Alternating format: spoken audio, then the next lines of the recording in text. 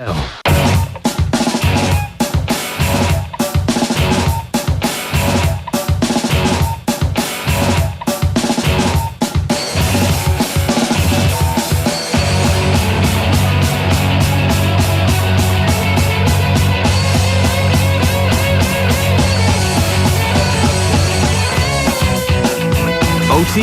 AM with Gillette in association with Movember.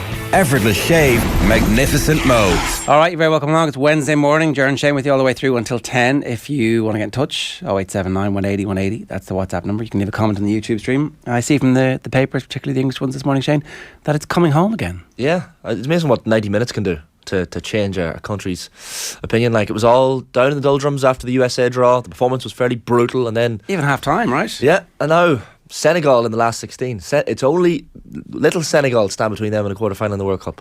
Bit jammy, right? I mean, I say it's a nice draw. Sadio Mane, a Senegal with Sadio Mane. Super jammy without no Sadio, right? Yeah. Now, having said that, Senegal overcame a good Ecuador team yesterday. I won't go beyond good, but Ecuador have impressed so far in the tournament, and they're doing that without Sadio Mane. This is how it happens. This is how it comes home. You know, you get a bit of luck on your way. You pick your best team accidentally. Yeah. Some players get into form that they haven't been in like 2.5-3 years. Looking at you, Marcus Rashford. And where you go? I mean, does this not have the bang of an Iceland last 16 game written all over it? No. No chance. No. Much better team, much better manager, right? Yeah, I'm not going to say no chance though, but there's always a chance with England that Senegal beat them on penalties. But yeah, they were impressive last night. Marcus Rashford is a man anew, fresh with confidence. And look, all the talk 6 months ago was at the start of this season, is he going to even be in the squad? But he's had a good start of the season with Man United. That got him into the squad, and now he's proven that he is the player that everyone wants him to be. Well, it felt like he squeaked into the squad, right? That he was like one of the last few people. Him and James Maddison were looking at each other going, I'm pretty lucky this is a 26-man squad. Yeah, 100%. But like the way he hit the free kick, you're like, well, when he's standing over that free kick, you know he can do that because he's done it before. Yeah. But to do it on the stage of the World Cup, and even the second goal was typical Rashford pulling in his left. And now let me just take a step outside of the whole World Cup dynamic at the moment. If you're Manchester United, you sell them at Christmas and cash in. They can't really sell them. Like, they're looking for strikers. Yeah, exactly. But you use that money. I mean, I know money, no object, but actually, it kind of might be.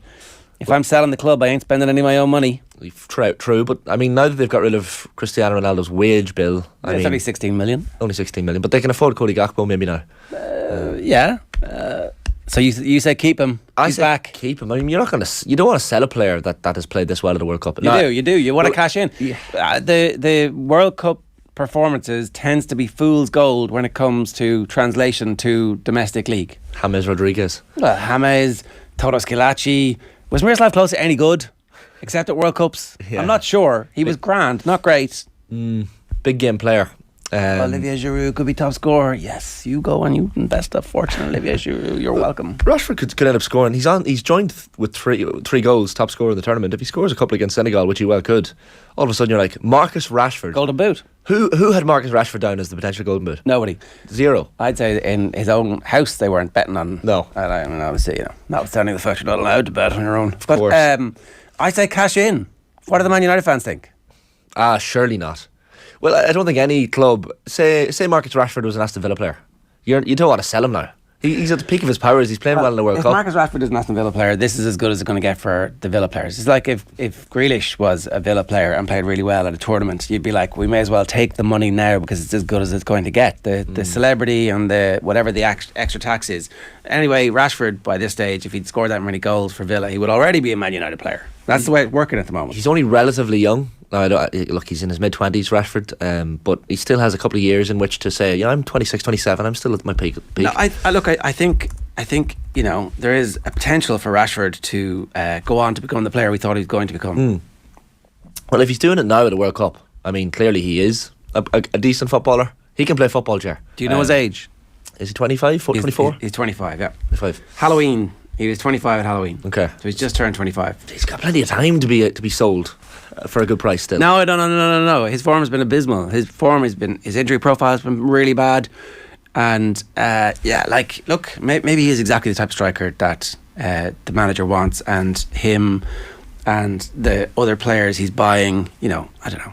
If I could, for example, if I could in any way get cents on the dollars with Jadon Sancho, I'd be taking that money back. Well, Jadon Sancho. It's like this is all part of the whole gelatinous gloop of the transfer merry-go-round. Yeah, but I think Ten Hag likes Rashford, and Rashford likes Ten Hag, most importantly, because that's important. He plays him, and I think it's. Look, he's got the freedom now under Southgate as well to go and score some goals in this World Cup. Now that he's got 3, there's no ceiling for Marcus Rashford at this World Cup. Like, I think they will beat Senegal. I'm kind of half. It's a good game though. It's not straightforward. Yeah. You're not saying that like it's a handy draw. It's definitely a weakened Senegal. Obviously, one of the best players in the world has been playing for them. But I think they're going to feel themselves coming through the tough groups they came through. Looks like a potential France or Argentina quarter-final for England. Now that's when it gets tasty. Like Argentina, if they finish second in their group, and they currently are in second, Poland are top, and Poland play Argentina tonight. So depending on the result of that game, now it could be Poland, but France are the most likely. France are already through as top of their group, right? Yeah, and if they win their last 16 tie against either, I think it is Poland or Argentina, the way it's panning out, then it will be France in the quarterfinals. So that is juicy. I mean, that's a quarterfinal. I can't see the England team beating France on current form. Now, Kyle Walker playing last night. If you're coming up against Kylian Mbappe, you probably need someone coming on after 65, 70 minutes with fresh legs, trying to defend that. So Kyle Walker getting minutes in yesterday was massively positive on that front, if they get that far. Yeah. Now, that might be looking ahead too much for England, but I think you need the minutes in the legs. You're seeing the likes of Trent even coming off the bench. And France-England in a World Cup quarter-final, that could be good. That could be very good. I'd like to see that. Yeah. And even last night, Jude Bellingham with Henderson and Rice behind him doing the brunt of the work, looked like he had a little bit more freedom to kind of play. And even though Harry Kane's not scoring goals, he's providing goals. 3 assists in the tournament so far. So I mean, I know he wants to get in there. Every goal scorer and striker judges themselves on the number of times they hit the onion bag, but I think he's playing quite well regardless. So yeah, I'm not going to big England up too much, but go for it. Let's do it. They're amazing. Yeah, they're brilliant. So far so good. Their bench is amazing, and like Foden comes in the team and immediately is at the pitch of what he's supposed to be doing.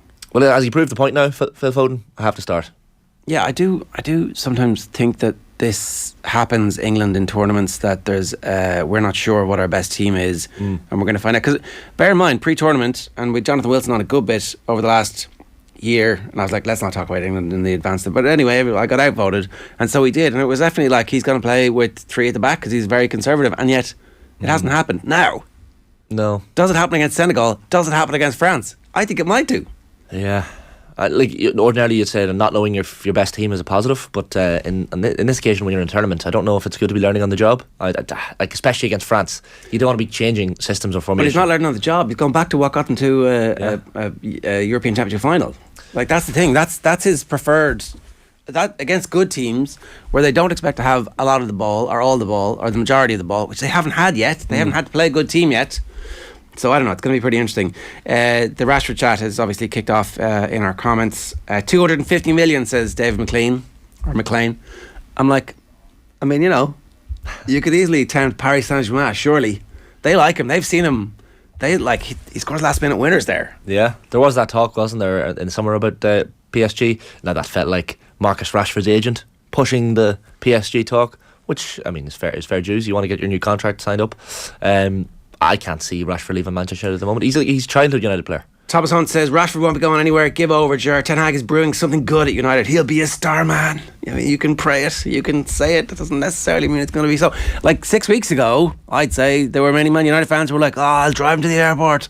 And now all of a sudden, it's like, yeah, he's great. We always loved him. What are you talking about? He's been good this season, and like even at the likes of Anthony. He hasn't been good this season. He's been good in patches this season. Patches maybe, yeah. But I mean, yeah, you have to hold on to players like that. I think. Like he has periods where he's very good for 3-4 months, and that can be the difference in your season. Like if he comes back from the World Cup with this confidence on board, I mean, the Premier League can watch out. I mean, United aren't going to be winning titles anytime soon, but in terms of a top 4 battle, having the likes of Rashford on form is huge. Cody Gakpo is miles ahead of Rashford, says NTV. Senegal will beat England. You guys are sleeping. Il Pastino 88 says, can you talk about the total shock of Rob Page has had in this World Cup? A manager totally reliant on 2 old crocs who insisted on starting them when it was clear as day they were both done. I actually don't agree with that. I think that when you're a tiny country with almost no opportunity to change things, you have to go with, you got to dance with the one who brung you, and Gareth Bale brung them, and has wrestled them to that point. And that's the whole story of World Cups. Small countries where one last Magnificent Seven style, maybe the sequel, where they're all a little bit too old to be doing this. And many of them die in the end. That's what happens. Many of them die in the end. But that's as far as Wales are going to go. They're no good. And that's not, again, they've done brilliantly to get here. Can you imagine how bad Scotland would have been if they got there? Be concerning. Rob Page was very much focused on the positives after the match last night. He was being asked even about the second half. He's like, nope, don't want to talk about it. Want to focus on these players being so positive. You'd be worried about this generation replacing the likes of Bale, because they just didn't step up. I mean, Brennan Johnson comes off the bench, who's a Premier League player, and he looks crap. And there's a number of Welsh players who are that generation below Gareth Bale in terms of age, who were just didn't really step up. Now, the benefit for Wales getting to the first World Cup since '58 is that, I guess, there is a legacy there, and they will inspire, quote unquote, the next generation. So Welsh football should be in decent shape because they even got to this World Cup. Yeah, I mean, whatever our difficulties in this country in producing generations of footballers, they do have massive full-time professional clubs and an academy culture that should have produced more footballers more often than Wales have done. So, it's very difficult to qualify out of Europe, as we know, but the team should definitely be a little bit further down the line than it has been over the last couple of decades. I don't know. I don't think it's Rob Page's fault where England should be beating them. Yeah, really, every time they play, England should beat Wales, and it's not really a massive shock. And the fact that it ends up 3-0, Wales were out. If Wales had played England in the first game, it probably was going to be 0-0, right? Yeah. Wales would have been able to maintain that half-time. Is that a point, though, that the English defence haven't been tested? Let's be honest. I mean, Iran didn't test them. They scored twice, in fact, against them, which was bad enough. And then the USA probably had a better chances than England in that game, albeit it was absolutely dour to watch. And then last night, Wales just didn't test them whatsoever. They put 11 men behind the ball in the first half. I wonder how Harry Maguire is going to step up against Mbappe. Hold up. Come on, please don't deny us. There's also maybe it'll be messy. I don't know. There's also a massive mistake in Jordan Pickford at some stage in this tournament. I think Pickford is maturing. I think he's getting better. There might be a mistake in him, but Thibaut Courtois, best goalkeeper in the world, fair. Relax, lads. Rashford has scored against Iran and Wales, and you're talking about United cashing in on him. Come on, says Tommy. I'm not talking about that. Not a chance. His contract is nearly up, so no point even thinking about it. Is his contract nearly up? Check his contract here. But there must be 18 months left, which is plenty of time for them to either cash in or for him to force a move. The coming home bandwagon is often rolling on results against poor sides, gaining speed to the inevitable crash and ritual Wickerman type sacrifice that marks the end of England's tournament, says Sean Brennan. Who are they burning? Who is the Wickerman this time? There's always a fall guy, isn't there? Well, who's it going to be? For the World Cup, generally. You think they're going out though, right? I can see Senegal beating them, but I mean, if they get past that, they're not going to beat France. I don't think anyone thinks they're going to beat France. I really want to see England France. It will be good. When is that? When would that be? Well, I know those last 16 games are this weekend, this Saturday or Sunday maybe, which will be good. Yeah, he's got a 4-year contract. He becomes a free agent in 2024. Rashford. Yeah, so not that far. It's 2023 in 4 weeks. True. No, I can't see United. England Senegal Sunday. Sunday, right. So it'll be the following Wednesday. Did they go Sunday, Wednesday for quarterfinals? No, there's a whole week. It's right. The following weekend. Plenty of time. Yes. Yeah. Quarterfinal weekend. Friday 3:00. Friday 7:00. Saturday 3:00. Saturday 7:00. That is the best weekend of football for a while. Yeah. Well, it's a World Cup quarterfinal weekend in 2 days. Yeah, it's unreal. On a Saturday and Sunday in wintertime. I mean, I know we're not allowed to say this, but Winter World Cups, don't go there. I'm here for it. I like it. Really? I like it. What's wrong with it? It does. Oh, it's not sunny outside. It's not sunny outside. It does brighten. You don't feel any guilt about I'm sitting in, I'm closing the curtains. No. It's good it's for us. Dark outside. But what about the players? I mean, the poor players are human beings also. Players, they'll be fine. They will be fine. Yeah, I know, but I mean, just the fact they had no time to build up to this tournament. You're with your squad. But some of the Ecuador players were playing Premier League football for 5-6 days before the World Cup started. Mad. But yeah, and the USA as well. We have to mention against Netherlands now in the last 16. That's a decent tie. That's not bad. Netherlands who? Sorry. Netherlands USA. Oh yeah. I mean, really. Louis van Gaal, I mean, here's back to my theory that all international sides hate their manager. He was calling one of the journalists out, why did you go home then? If you don't think it's any good, go home. And your man's like, I mean, it's my job to be here. Yeah. But it's fair. The fans are grinding their teeth on social media. He's like, well, you're wrong. It's like, I mean, it's not really. Oh, the other thing is that you can find anybody to say anything on social media and you can use it as a question. So, like, to back it up.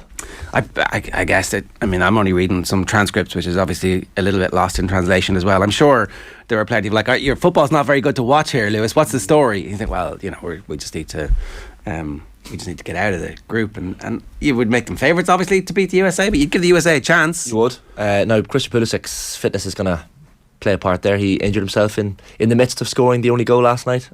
He does that a lot, does he? He does. Does that happen to him a bit? Yeah, maybe he puts his body in places that some players don't.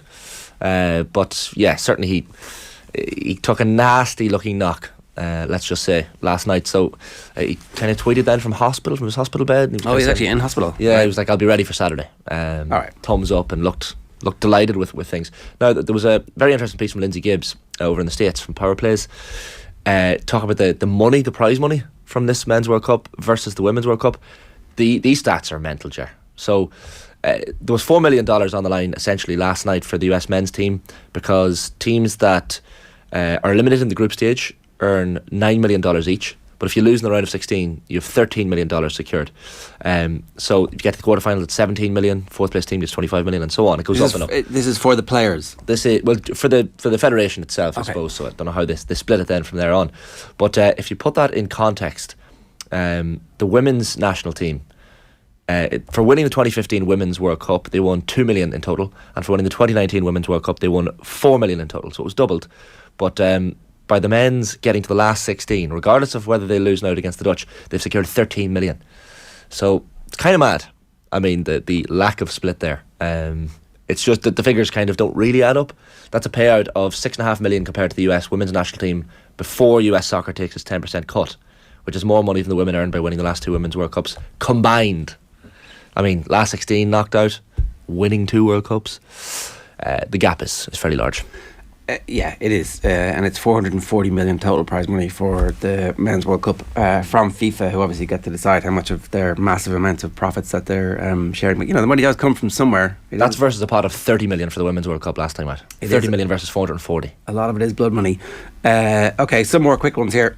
If you have a good World Cup, you go to Madrid. It's the rules, says Richard Redballs. I'm like, maybe Madrid. Suddenly, there's 2 buyers in the room: Paris Saint-Germain and Real Madrid. Now, Real Madrid obviously have some other strikers who maybe 1 or 2, yeah. Maybe they don't need them, but you know, they can always do with an extra Rashford to swell the numbers.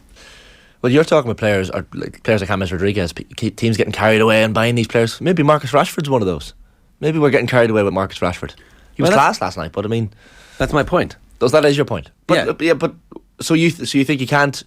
You think Marcus Rashford's going to be like the greatest striker of all time? No, not at all. That he's going to go forth and have this amazing career, be the dominant striker at Manchester United for the next decade. Sell high. That's how you get rich, Shane. This is investment advice. You can take it to the bank, folks. Don't bother with the terms and conditions apply. They don't. Sell high. Buy low, sell high. How much would they've got for Rashford before the World Cup versus now? Is it? Well, exactly nothing before the World Cup. Everybody's like, this guy's a bust. This is something's gone horribly wrong here. I don't know what it is, but he's a bust. And now it's like, oh, look at these amazing goals. I think that's just harsh. take the highlights reel together. I mean, it is harsh, but it's the reality. But he wasn't a bust compared to Sancho. Yeah, I know you're opinion on Sancho. Okay, the bar's pretty low there, Shane. Yeah, but I mean, he's clambering over. I can, no limbo that's under that one. Marcus Rashford's a solid Premier League footballer. He's had a good career so far. I mean, he's come up through the youth ranks at United. You're on shaky ground here. Keep going. Well, look at him at the World Cup.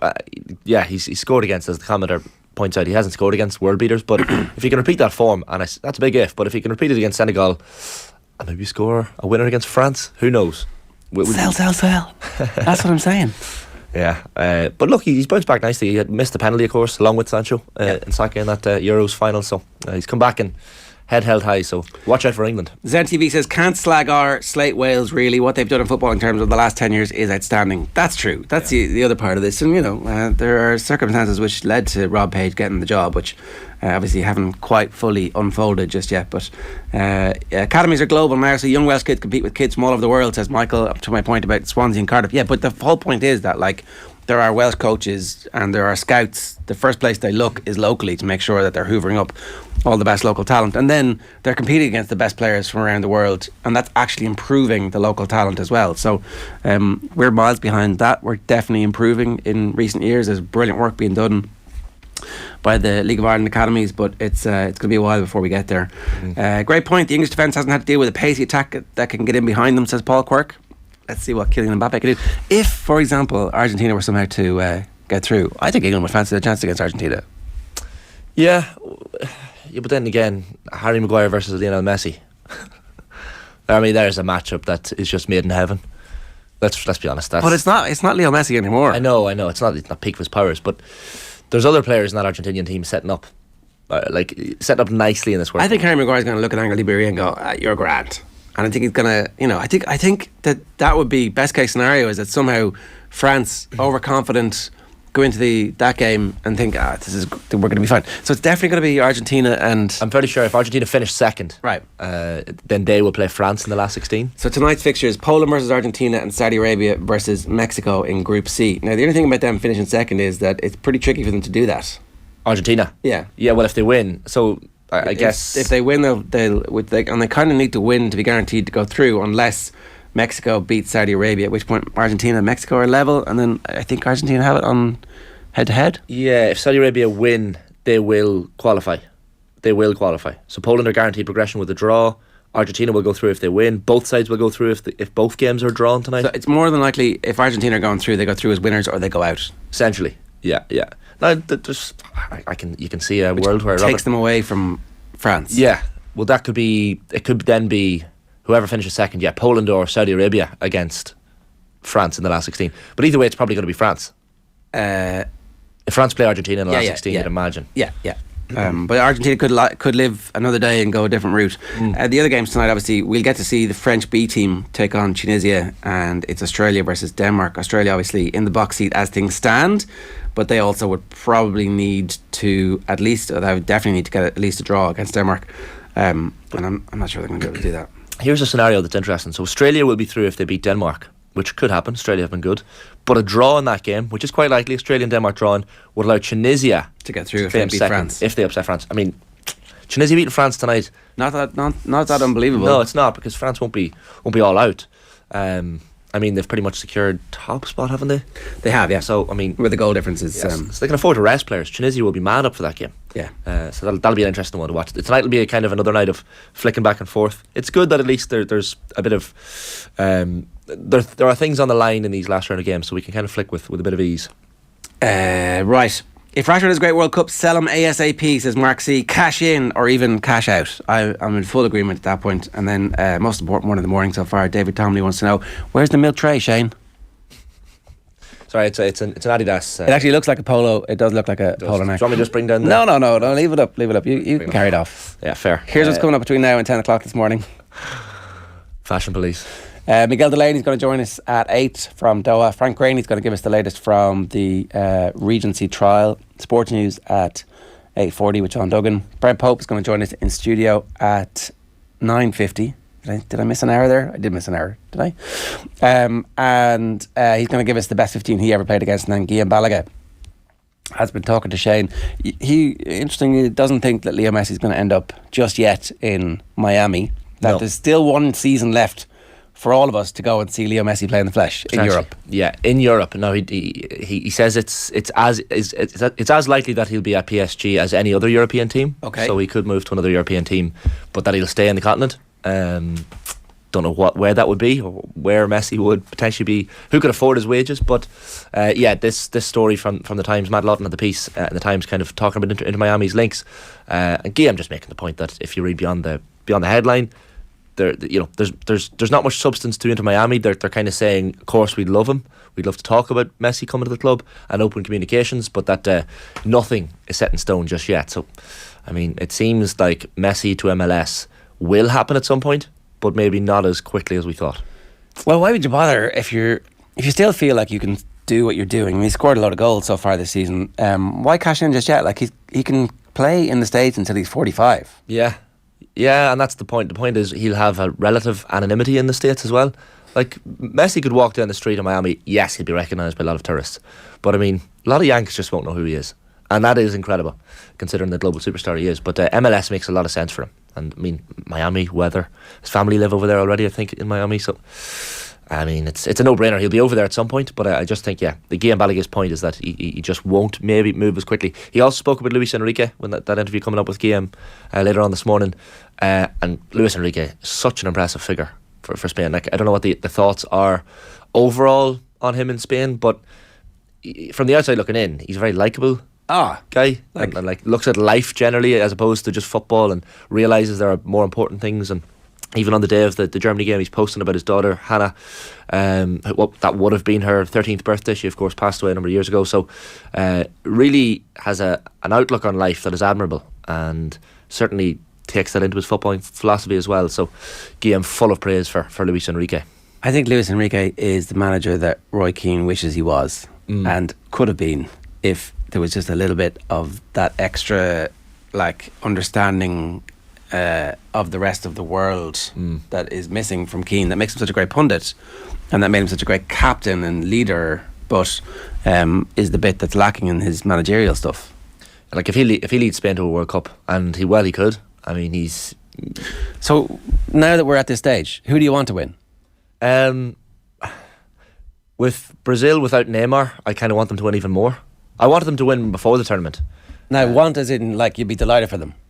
Yeah. Not like I've picked them to win and I'm going to stick and I'm going to look impressive to my mates because I picked this. No, I did pick them, but it's hardly a revelation that I'd pick Brazil. I mean, I'm not going to take any credit for picking Brazil to win the World Cup. I think the winner of the election will be either the Republican candidate or the Democrat candidate. But I mean, I like that Brazil team. I never thought I'd say this. I even like Richarlison. I actually kind of like him. My pre-World Cup theory that they all thought he was a bit of a dick has obviously been blown up. I see nothing but Richarlison love and stands all over the place now. Yeah. I want Vinicius Junior to win it. I think he's like a very important character in world football, becoming a very important character, and I'd be happy for him. The rest of them, I'd be like, oh, no thanks. Really? Yeah. So Spain, I would much rather Luis Enrique and the Barcelona kids to see what happens with them. Like, they could go on to become even better, more important in world football than Mbappe. This is like it's too early for them probably. Like, it's far too early, a 19 and an 18-year-old. Yeah. 20 and a 19-year-old. It's too early for them. But imagine if they did it. Wouldn't that be amazing? Well, it's process of elimination, so I don't want England to win it. Shock horror. France won it last time, so Mbappe's won his World Cup. They are playing really well. They're good to watch. They're like, I'm surprised at how creative the response to the injuries has been from the manager. I thought that maybe he'd just stick another clogger in there, but actually he's gone with guile and interest. Yeah. Argentina. I'm not on board this whole Messi. I want him to win his World Cup. Messi's been taking the Qatari money for years. I just don't really see it. I like the Argentinian shithousery at times, but don't really want them to win. Yeah, Brazil. I just like Brazil.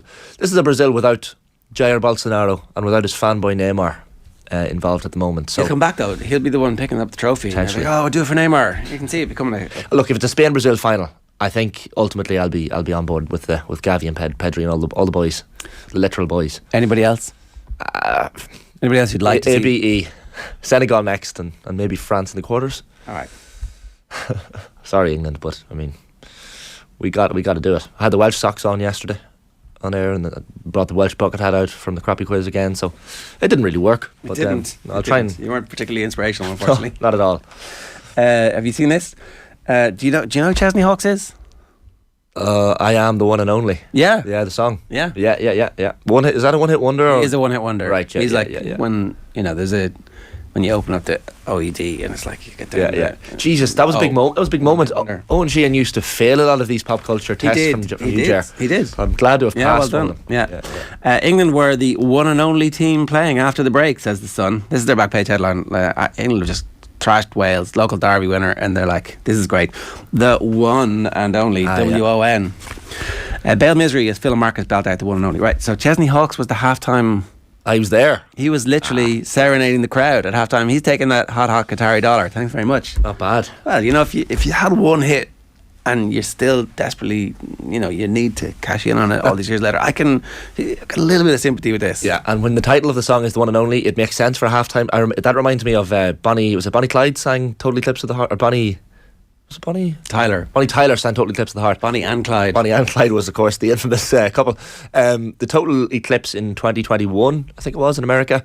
Bonnie was taken on board a cruise ship and set out to the middle of the ocean. And just at the moment where the sun reached totality and the total eclipse happened, she started singing Total Eclipse of the Heart to all these massively rich human beings on board the cruise ship. So that reminds me of Chesney Hawkes. I mean, the song is perfect for the moment, and why not cash in? Take the money and go. If you've got a one-hit wonder from years ago that suddenly fits a narrative, then stick the money in your back pocket. That wasn't one of the cruise ships hit by COVID, obviously, was it? Potentially, who knows? Yeah, I think it was just prior to COVID, possibly. Right. The Dark Horse Denmark looking like a depressed Shetland pony right now, says Stephen in Dublin 3. Reference to my picking Denmark as dark horses, because if so, I hold my hands up. I got it wrong. I got it wrong. Denmark just haven't been good. It's not over. Look, it's not over. But I thought they were dark horses, as in get to a semi-final or final, and I don't think that's on the cards the way they've played so far. Look, things can turn around for teams. We know that in the World Cup, but yeah, I'd hold my hand up on that one. No, I did pick Casemiro, as I said yesterday, as player of the tournament, and I'm still standing by that as an option. He played really well. Didn't you have Fred to be the most important? Didn't you literally sit in that seat last week and say, I think Fred's going to have a massive game here and be hugely influential? Massive game, but I said Casemiro, player of the tournament. I'm nearly sure. I look back at the tape, but I'm open to correction on that. But I'm fairly sure Casemiro was my man for player of the tournament. But I mean, Mbappe so far is the player of the tournament. If France can keep her lit. You were saying it was Marcus Rashford. Il Pacino also wants to can you talk about the lack of dribbling in this World Cup? How many times have I seen a wing-back or winger have a one-on-one and never even have a go? The lack of invention is shocking. I suspect it's been, a lot of the dribblers aren't getting picked first off, and then it's also like the preeminent importance of possession versus, this is going to look great in our stats and we don't want to get the ball away, and then I'm going to end up being told out afterwards. So maybe Jack Grealish and Phil Foden are going to erupt into the tournament. Yeah, well, wasn't there a moment in the first half yesterday where England, towards the end of the half, remember Foden had a half chance over the bar, and there was ticky-tacky football all along the right hand flank for England, and I was like, this is really good. And it was just one touch, which kind of goes against the whole theory of keep the ball, keep possession for a certain period of time. But England looked good on the ball last night, and I take the point that there hasn't been much ingenuity down the wings, maybe Mbappe notwithstanding, but yeah, we're reading too much into it, I think. Teams with a little bit of guile out wide will end up winning this World Cup, no doubt. And a nice mix of blend of youth and experience. I kind of spoke to Guillem Balague about that as well. The Belgians have been putrid because they're too old in many areas of the pitch. Spain have the nice mix. They have Pedri and Gavi who are young, but they have Busquets behind them who allows them to kind of express themselves. So are we underrating Croatia? Is there a possibility that they can come with a... Yeah, for sure. Like one of those weird teams is going to reach the semi-finals? 100%. And like Modric wasn't the main man in the last day, and yet they still managed to win a game 4-1. Mateo Kovacic was brilliant against Canada. Just completely stood up, and he was highlighted after the game, and rightly so. So beating a good Canadian team 4-1, who by the way qualified top in their qualification campaign, was no mean feat. So yeah, I think Croatia could be one of those teams that, look, they got to the World Cup the last time out. They're hardly dark horses anymore, but could they do it again? Absolutely. Keep your comments coming in on YouTube, or you can get us at Off The Ball AM on Twitter as well. Two other quick stories that we just want to talk about. There's a great story in the back of the London Times this morning. Jones coach may quit after weeks in job. So I don't know if you've been paying attention to Eddie Jones, but there's been this sense that his relationship with his staff has been, old school, to say the least, that a lot of them find it difficult. There was talk of some people kind of working such long hours that they ended up sleeping at work, and then they come in the next day, and the pressure that they felt to deliver for him was very high. And obviously then they reached a World Cup final, and everything was forgiven. But it turns out that they hired a performance coach. His exact title was something about training improvement or something. It was a weird title. Danny Kerry is the guy's name, and he was head of the GB hockey team for 17 years. It looks like he's on the verge of quitting after 6 weeks. Can't hack it. He's there to change the culture. Culture's not great. We are going to take a quick break, and then we're going to go to Qatar to talk to Miguel Delaney. Back after this. OTB AM. This is OTB Sports Radio. OTB Sports Rugby. Andy Farrell was almost giddy at the late withdrawal. He wants everything thrown at them as much as possible before the World Cup. I couldn't have planned this better. This could happen. Maybe he did. I'd be lying if I said that World Player of the Year passing me by was a disappointment for sure, and one that I look back that 2009 was probably my year. Subscribe to the rugby stream on the OTB Sports app now. This is where you need a bit of like Liverpool or Irish bias just to carry you. Yeah, go throw somebody Irish. That's not even carrying me through this season yet, so it's not good. Like, well, that is one of the things I noticed. I was like, there wasn't even a sneaky Katie McCabe in there, and that's when you know. That's when you know it must be high up. Yeah, she's on the bench. I tried, but couldn't. She's definitely on the bench, but like Ashley Neville has just been so good, and Wrighton has been really good as well, and Katie has been playing more at left back as well with Cat Lee to the centre, so I just couldn't find a space for her. It's tough. No, it's a quality team, isn't it? I think the only thing is I would have put Kim Little in there because I know she's been injured the last few weeks, but she's still so quality. And then maybe I would have put Jess Park in instead of Wrighton, although I know why you picked Wrighton, but I just think Jess has been doing so well. And considering that she's on loan, so in other words, her initial club, as in Manchester City, obviously didn't have room for her in their team, which I think is nuts because she's absolutely quality.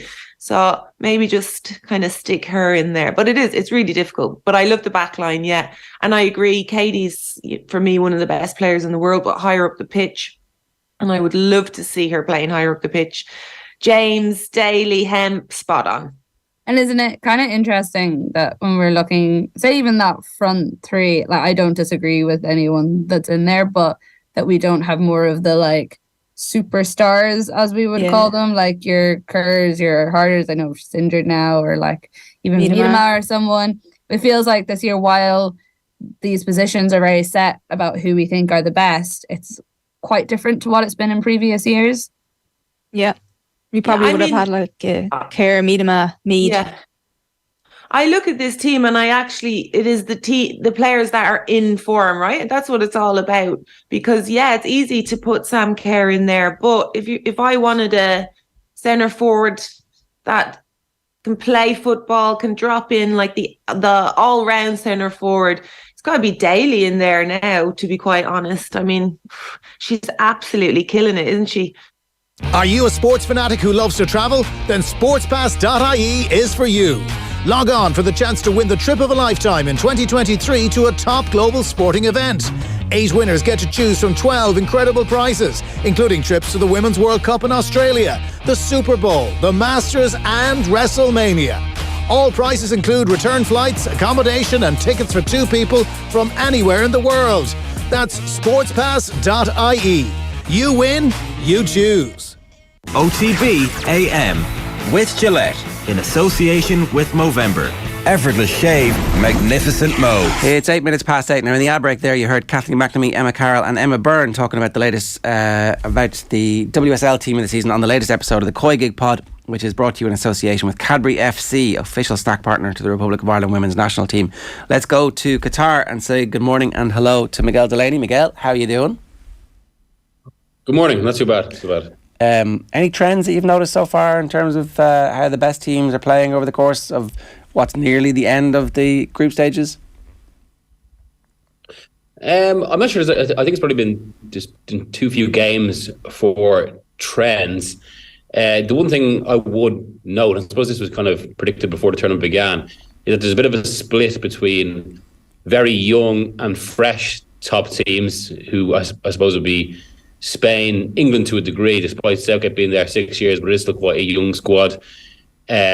Brazil, and then these kind of teams that are arguably on the wrong side of a cycle, kind of gone a bit stale. Belgium being the standout.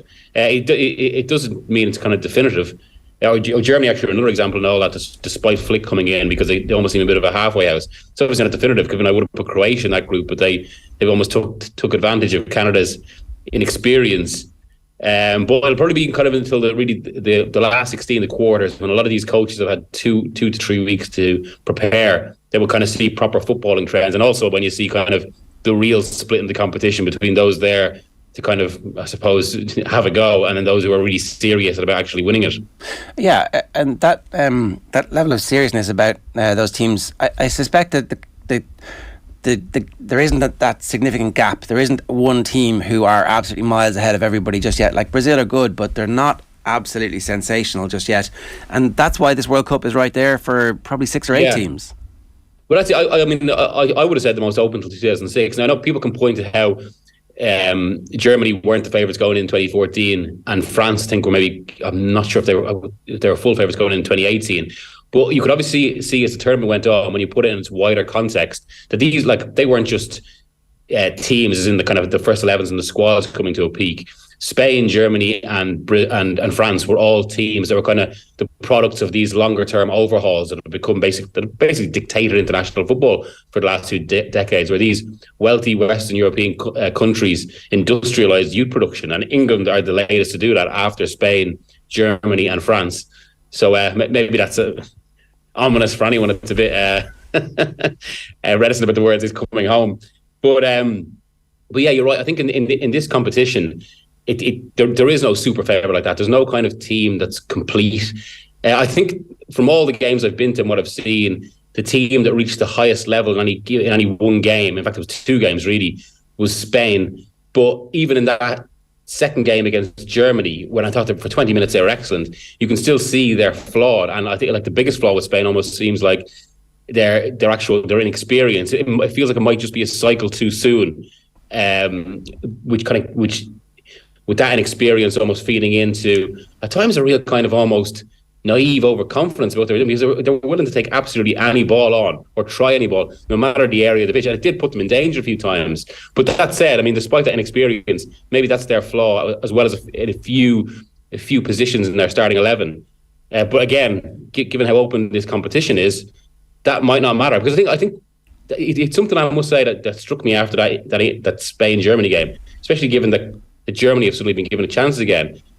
In that, when we think of teams that can win a World Cup, we always have kind of these imagined ideas of perfection, but that's not always the case. And there's a lot of champions who have won it, who've been big nations, but haven't necessarily been absolutely complete teams in that way. Although the last of those was probably Italy 2006. We might have another this year. You were in the England-Wales game last night, Miguel. What was the atmosphere like? Because I guess it's one of those games where you'd expect a little bit of an atmosphere. Chesney Hawks maybe helped at half-time, I'm sure. Actually, I found it quite a strange occasion, I have to say. I mean, it was the first time I was in that stadium, which is one of the smaller stadiums. And to be honest, it was really weird. It didn't feel like I was at a World Cup match. And obviously, so much about this really controversial tournament is quite alien in terms of kind of the football staging, I would say. And also elements of Qatar, not least the fact that it's propped up by an underclass of people as it puts on this kind of veneer. The whole thing is surrounded by artificiality, I would say. But in this game, I mean, even it's like the first game where I felt like this has a World Cup atmosphere, was like Argentina, Saudi Arabia, because almost at the time of day, actually, but also there were so many fans from both countries. Now, there are fans about Wales and England here, but I'm not sure what it was. I think it was something about the occasion, the fact that, yes, there was something on the line. It wasn't that much on the line, because it would have taken a huge turnover for England not to qualify or finish top of the group, and for Wales to get through. And it did just feel like almost kind of one of these friendlies between these two nations at some regional ground in England, with that obviously accentuated by Chesney Hawks inexplicably coming on at half time. You strike me as a fan. Are you a fan of Chesney?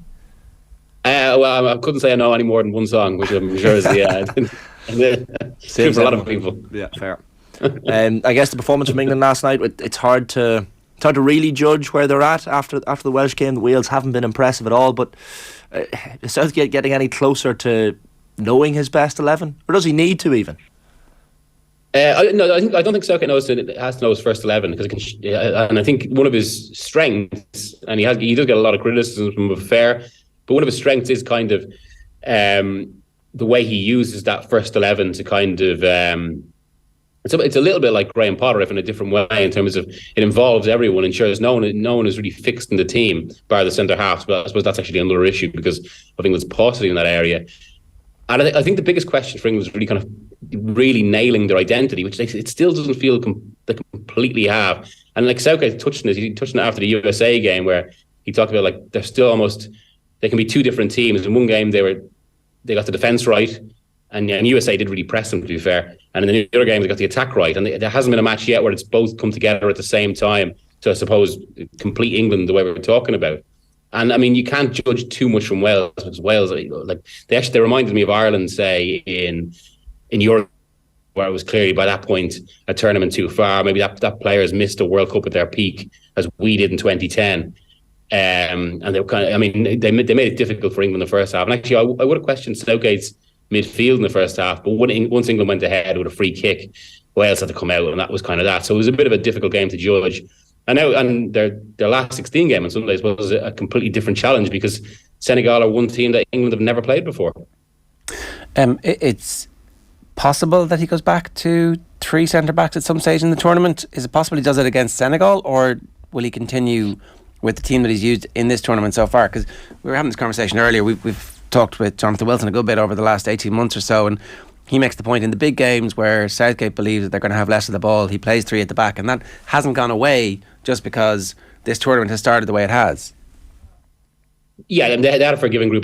For me, it'd be a huge surprise, given everything we know about Southgate, if he didn't go for 3 at the back against the bigger nations. Because I mean, it almost creates this sort of contradiction about England in this sense. And obviously, like, they're absolutely stacked in the forward position. So many brilliant attackers. I mean, I was actually just watching some Spanish television last night just about to see what they were saying, and we're going on about in awe of the depth that England have in the forward line. But the kind of contradiction to that is they are quite thin in the centre, particularly in centre half, and the midfield has been a bit of an issue, and it can't quite find the right mix. So to counter that, Southgate basically tends to fill those areas to make England difficult to break down at the cost of 1 or even 2 of those attackers. So it means we have fewer of his best attacking players on the pitch, and I suppose that's made Mason Mount a bit of a lightning rod, because he's a really good player, tactically very good, important for how England press and how he links the midfield to attack. But he's not you wouldn't consider him one of England's better players to watch in that regard. One of the flair players, kind of the lightning attackers, and he kind of putting a player like that in almost makes Southgate seem more rigid than he is. But yeah, it's almost because they've got so many good attackers, Southgate feels the need to actually be more protective. Now, again, there are bigger debates there over whether a coach like Luis Enrique, say, would actually just completely front load the team because he'd play a different approach. But this is Southgate's way, and a lot of debate about Southgate as well. I mean, it's something that's overlooked in international football, particularly as regards kind of debates over people like Roberto Martinez, and it could yet be influential in this World Cup. But very few top coaches want to manage in the international game. Luis Enrique and Hansi Flick stand out because they've had a recent club success, and they're kind of only in international football because of circumstances in their career, a little bit like Antonio Conte in 2016. But like Luis Enrique, especially, I mean, if he left Spain now, he'd probably walk into an absolutely top job. And that's something else that could kind of dictate things over the course of the tournament. And it's where there has been questions about Southgate when it comes down to those kind of exacting games against the very best teams, or the very best coaches, you might say. He's always kind of out-thought in some way. It's amazing, Miguel, like Marcus Rashford, we've been talking about him a lot this morning, and like what a performance last night, and the fact that he's now on 3 goals, joint top scorer for the tournament. And look, you pointed this out in your match report last night for The Independent. Like the scary thing is, regardless of his performance last night and the fact that he's joint top scorer, the debate will still rage now as to whether he actually starts the Senegal match.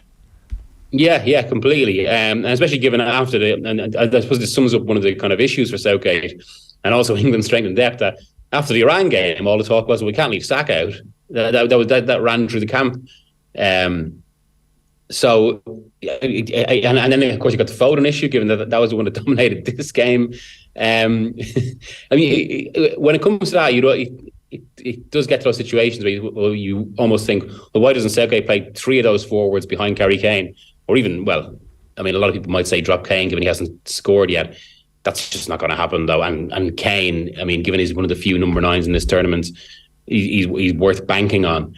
But then, of course, you get to the issue, if Southgate plays 3 of the forwards to accommodate a Rashford and a Saka or whichever, then suddenly you've either got to go 3 at the back or the midfield is thin. Either central defensive area or the midfield is going to be thin. So it is the case that Southgate has that issue of almost kind of there's always one space to fill, no matter what way he configures his team, and that's England's great flaw, really. Yeah, in most countries it would seem like it's a wealth of riches, but it's the point you make about the quality of the manager not having won over the public to the point where they're like, well, he's obviously the best man for the job because he knows everything about football, and until he wins a World Cup or a major tournament, they're not going to give him that. And like, I suppose there is another side to that as well. I mean, like, tactics are only a certain part of it, and like, I suppose I interviewed Patrice Evra before the tournament began, and he was talking about kind of the French squad, obviously, like Deschamps' great quality, and Deschamps actually, especially before he won the World Cup in 2018, he received a lot of criticism in France and beyond for being a very rigid manager in the same way that Southgate was. But what we actually really have to realise about Deschamps is when it comes to a tournament, he's absolutely brilliant at rallying that kind of spirit that a team needs. Because that even in football in 2022, where it's absolutely dominated by pressing and counter-pressing, and there's so many technical and tactical aspects and so much sports science, a tournament is such a specific thing because of the way it's such a kind of a concentrated period of time. And psychology, as we can see with Argentina almost more than anyone, psychology of it matters more than anything, because teams can suddenly get on that run, something can click. Deschamps is evidently excellent at that, but it's also one thing Southgate is good at, and he's good at kind of capturing the tone around a team and setting the right mentality. He's really good with the players, a very good manager in that way, and I think it's something that's often overlooked amid all the tactical scrutiny on Southgate. Well, if you consider how England have crashed out in previous tournaments where there hasn't been a Southgate figure who's been able to manage that properly, like basically all the way back to 1990, they've had some misfortune because the manager has not had the emotional intelligence to deal with the players, or the players have not had the emotional intelligence to deal with the tournament, and they haven't had somebody to be able to help coax them through. And just one last thing before we let you go, the Spanish cycle being too early for the Wunderkinds.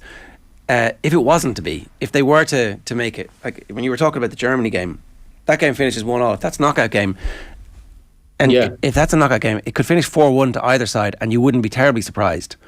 Like, and you can literally write that in your head, like, oh, I see exactly how in extra time the kids decided, yeah, we're going to take this by the scruff of the neck, or one of the kids makes a horrible error and the team collapses. All of these outcomes are possible. But if they were to win, it's like the birth of something brand new. Like, I'm trying to manifest here. The one thing, actually, watching Spain, obviously being half Spanish as well, so being invested on that side, it's impossible not to compare them to the 2010 Spanish, or really the 2008, 2012 Spanish team that won 3 in a row.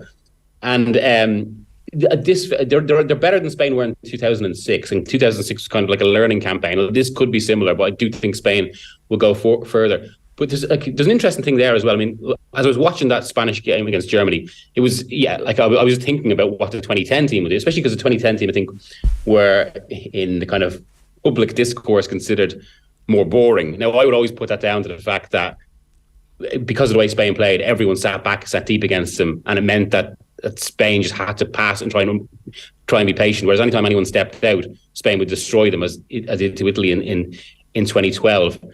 But this team does attack in a different way. I mean, they take more long shots, they surge down the flank. They're much more direct when they're trying to attack, and that's been such a focus of Luis Enrique. But that's at the cost. It can make them a little bit more susceptible. But it did strike me then, I do. This is where the inexperience came in. I think when Spain went 1-0 up against Germany in that match, I thought they took their feet off the pedals a bit. And kind of it was as if they felt the group was one, whereas I think the 2010 team, who were kind of obviously really at a peak in terms of age and where they were in their career, as they did to Germany in that 2010 semi-final when they went 1-0 ahead, they would have just absolutely killed them with possession and totally controlled the game. That's something this team didn't do, and it does feel like with this Spain they'll give you a chance. But again, it feels like this is going to be the World Cup of chances, and certainly, with the way, and like there's something bigger there as well, because obviously. Like I wrote this in my preview, especially Sergio Ramos kind of represented this, but I mean he's quite old at this point anyway. But one of the reasons Luis Enrique got rid of players like Sergio Ramos, it's not just to be the star himself; it's for 2 reasons. I mean this comes down to ego, but it does come down to control as well. Young players are much more malleable. They don't have the career, the experience to start questioning the manager on things or compare it to previous managers. But secondly, young players have much more vigour and intensity, so they can run in a way that you wouldn't get. And that's become a bit of a kind of a theme in club football as well. And so, Luis Enrique is doing something different in that regard. Yeah, I'm on Team Enrique for the rest of the tournament. I've decided that's it. They're my team. Miguel, good stuff. Thanks a million. Great to talk to you. Lads. Thank Cheers. You. It's Miguel Delaney in Qatar this morning. OTB AM is brought to you with Gillette in association with Movember. Effortless shave, magnificent mow. You can sign up or donate now at Movember.com. Today's the last day, Shane. I know. So I have to shave it when I get home. Is that it? Yeah. Okay. Right. Up next, Frank Greaney is going to give us the very latest on the Hutch trial. First, here's Dion Fanning on last night's football show talking about the response of Carlos Queiroz to Jurgen Klinsmann's comments. They wanted to make a point about the criticism of what's happening in Iran, aided by Carlos Queiroz, who is actually a disgrace. He really is a disgrace. Yeah, I didn't think I'd spend so much time thinking or talking about Carlos Queiroz at the outset of this World Cup. Yeah. He's really gone. Yeah, he has himself out there on behalf of the Iranian government. Yeah, and found kind of willing, people willing to take it up and willing to be distracted by the stuff he's been throwing out. Maybe that's people are reporting. He's a coach of Iran. People are going to report it. Yeah. But I think the stuff. I thought the USA team handled it pretty well yesterday, and people can ask it. I don't think there's any equivalence between what's going on in Iran and the issues that gun crime in America, which is horrific, and there is something there, but there is not an equivalence between the two. No. It's Dion Fanning there talking on the football show last night, and if you want more of that, you can subscribe to the football feed in your podcast app. Now, Frank Greaney is with us, Newstalk Cork correspondent, to bring us the latest on the Regency trial. It's been a while since you were with us last. Where are we at the moment? Well, at the moment, the court isn't actually sitting and won't sit again until Friday, because over the past few days there has been a lot of legal argument over the admissibility of a secretly recorded conversation between Jonathan Dowdall and Gerry Hutch as they travelled to Northern Ireland on a date in March of 2016, roughly about 1 month after the shooting at the Regency Hotel. Now, there were 420 hours secretly recorded by the Garda National Surveillance Unit. They didn't play all of those in court. They were across, I think, 5 different dates, but the court is only concerned with one date, the 7th of March 2016. And I suppose they played roughly about 10 hours over the course of a few days in the Special Criminal Court, and the defence is challenging the admissibility of the evidence as a whole. It's also challenging the admissibility specifically of the evidence after the vehicle, Jonathan Dowdall's vehicle, which had been bugged after it crossed the border. They're challenging extraterritoriality in relation to that. So there is a lot at stake here with this evidence. And we won't find out until Friday whether or not all of it will be allowed, will be considered inadmissible, or whether portions, specifically the recordings after they cross the border, will be allowed into evidence. All right, this is really interesting. So because it's the Special Criminal Court, obviously, they play the stuff, the judges listen to it, and then they decide whether or not they're going to take it into consideration, as opposed to if there was a jury trial there, the jury wouldn't have heard it in the first place, or maybe they would have heard it and then they would have been told disregard that, which I always find a bit like make me forget the thing. This isn't Men in Black, I can't just I forgot that. It's a funny one. I mean, the recordings certainly wouldn't, if there was an issue with the recordings, and clearly there is, and if this was being held before the Central Criminal Court, for example, where there would be a jury, you're right to say that these recordings certainly wouldn't have been played for the jury, because they would have ultimately been the judges of fact.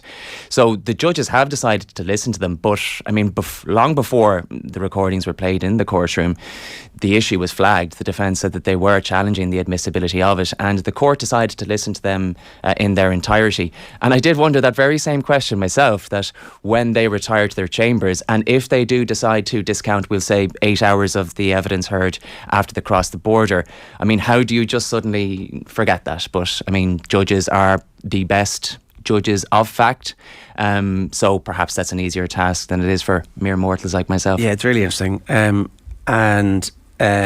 So they're at the moment deciding amongst themselves, kind of the way the Supreme Court would go off and then come back and announce, and then that's like a massive moment in the trial, because obviously we know what's been in the tapes has been broadcast in the court and reported on.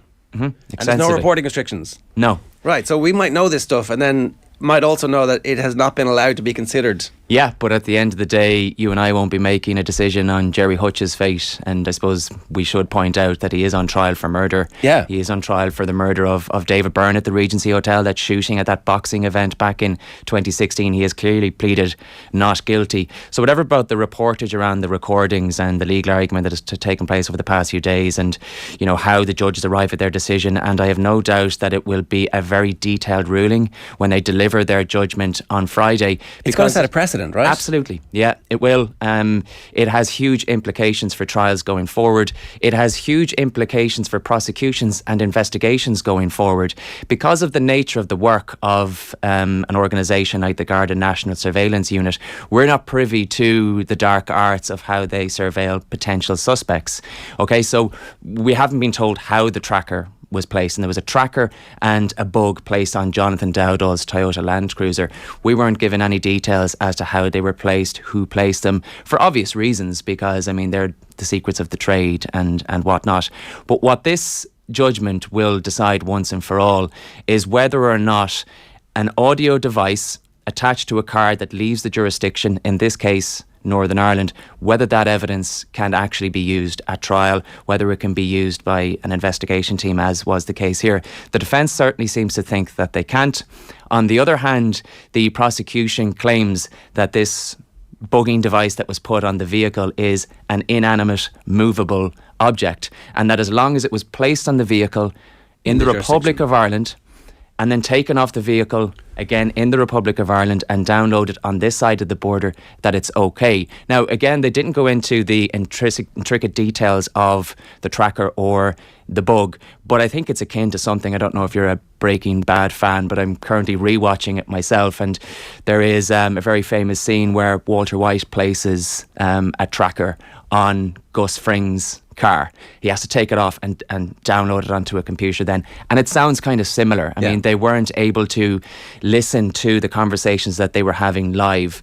It all had to be downloaded and then played in 5-minute intervals, and that was played, you know, in its entirety. Well, 10 hours of it was played in its entirety in court. Is that decision then, Frank, that's to be made on the admissibility of the recordings, is that are they essentially deciding their interpretation of this Surveillance Act, or are they deciding specifics around this case? The Act has certainly featured, because that's obviously what the Garda National Surveillance Unit would have had to operate under. You know, before 2009, when that Act was brought into legislation or brought into effect, took legal effect, I mean, the landscape was very, very different when it comes to, and would have been particularly used in cases where there was dissident threat, or, you know, operations focusing on that level of like paramilitary activity and whatnot. This is gangland related, at least that's the allegation. I mean, the whole reason that Gerry Hutch and Jonathan Dowdall were travelling to the north on the 7th of March 2016, according to the prosecution, was to meet with Republican contacts of Jonathan Dowdall with a view to maybe mediate or broker a peace deal with the Kinahans, who, you know, the Hutches were in the beginnings of what would be a very bloody feud. That part of it all seemed remarkable, didn't it? That whole kind of conversation about we're going to try and get somebody to broker peace, but at the same time, the assassins who killed my brother will have to go, and, you know, maybe the people who did the Regency murder will also have to go, but that's the price of peace. Seemed to be. Was that just from reading it? Did that come across in court? Yeah, Gerry Hutch could be heard on the recording saying that he wanted peace and that it was in the Kinahans' best interest as well. And again, this was just a few weeks after his brother, as you say, Eddie Neddy Hutch, was killed just a few days after the Regency shooting. He was shot dead at his home in Dublin's north inner city. He said that it was in the best interests of all parties for a ceasefire. Now, interestingly, we heard this meeting took place in Northern Ireland with 3 men in a lane. It didn't take very long. A northern accent comes into the recording at one point when they pull up and they've arrived at their destination, and then you can hear the men getting out of the car and there's silence for a few minutes. They return to the car, this northern accent is there again, and on the way back to Ireland then on that homeward journey, Gerry Hutch is just thinking about that meeting, and he's wondering if the Republicans are going to maybe potentially play both sides. So all of this was going on in his head, but he certainly said at one point that he didn't want any more innocent lives to die. There was a lot of chat about yokes, which I understand to be street slang for ecstasy. And in fact, there was a moment during the car journey and the radio could be heard blaring, and they seemed to be changing the stations quite a bit, because at one point there was a long stretch where there was classical music being played. Right. The lyric fans. They were listening to the news. And Did at you one appear point, at any stage? No, I didn't, and I was waiting. No, I didn't. Everything But the Girl, that tune Missing from the 1990s, that came on at one point, and you hear the banter then where Gerry Hutch can be saying to Dowdall, come on, we'll go and get a couple of E's, and there's a lot of laughter. So I mean, the topics of conversation really varied. I mean, they talked specifically about the Garda investigation in relation to what happened at the Regency Hotel. Gerry Hutch could be heard saying that he didn't think that the guards had anything, and at one point, ironically enough as well, there was a conversation about secure phone lines, about anti-bugging devices. Gerry Hutch accepted that the guards probably had bugged a lot of places on the back of what happened at the Regency Hotel. And then Jonathan Dowdall was asking him if he'd have any concerns about his home being bugged, if he'd any use for an anti-bugging device, a device that would be able to tell if he was being recorded. And Gerry Hutch, funnily enough, said no. Little did he or Jonathan Dowdall know at that point that their Jeep had actually been bugged. Did they also predict that a load of mistakes had already been made, or did they also assert that a load of mistakes had already been made in the investigation into the Regency? Yes, F-ups. Was the word that Gerry used to describe the Garda investigation. We know from our previous conversation on the show that 3 men dressed as Gardaí holding AK-47s stormed the boxing event at the Regency Hotel, but there were also 2 other gunmen, a man that we now know to be the deceased dissident Republican, Kevin Murray, who was wearing a flat cap and has been described throughout the trial as flat cap, and there was also a man dressed as a woman wearing a wig. Both of them had handguns, and there was a getaway driver. So 6 people in total in this hit team.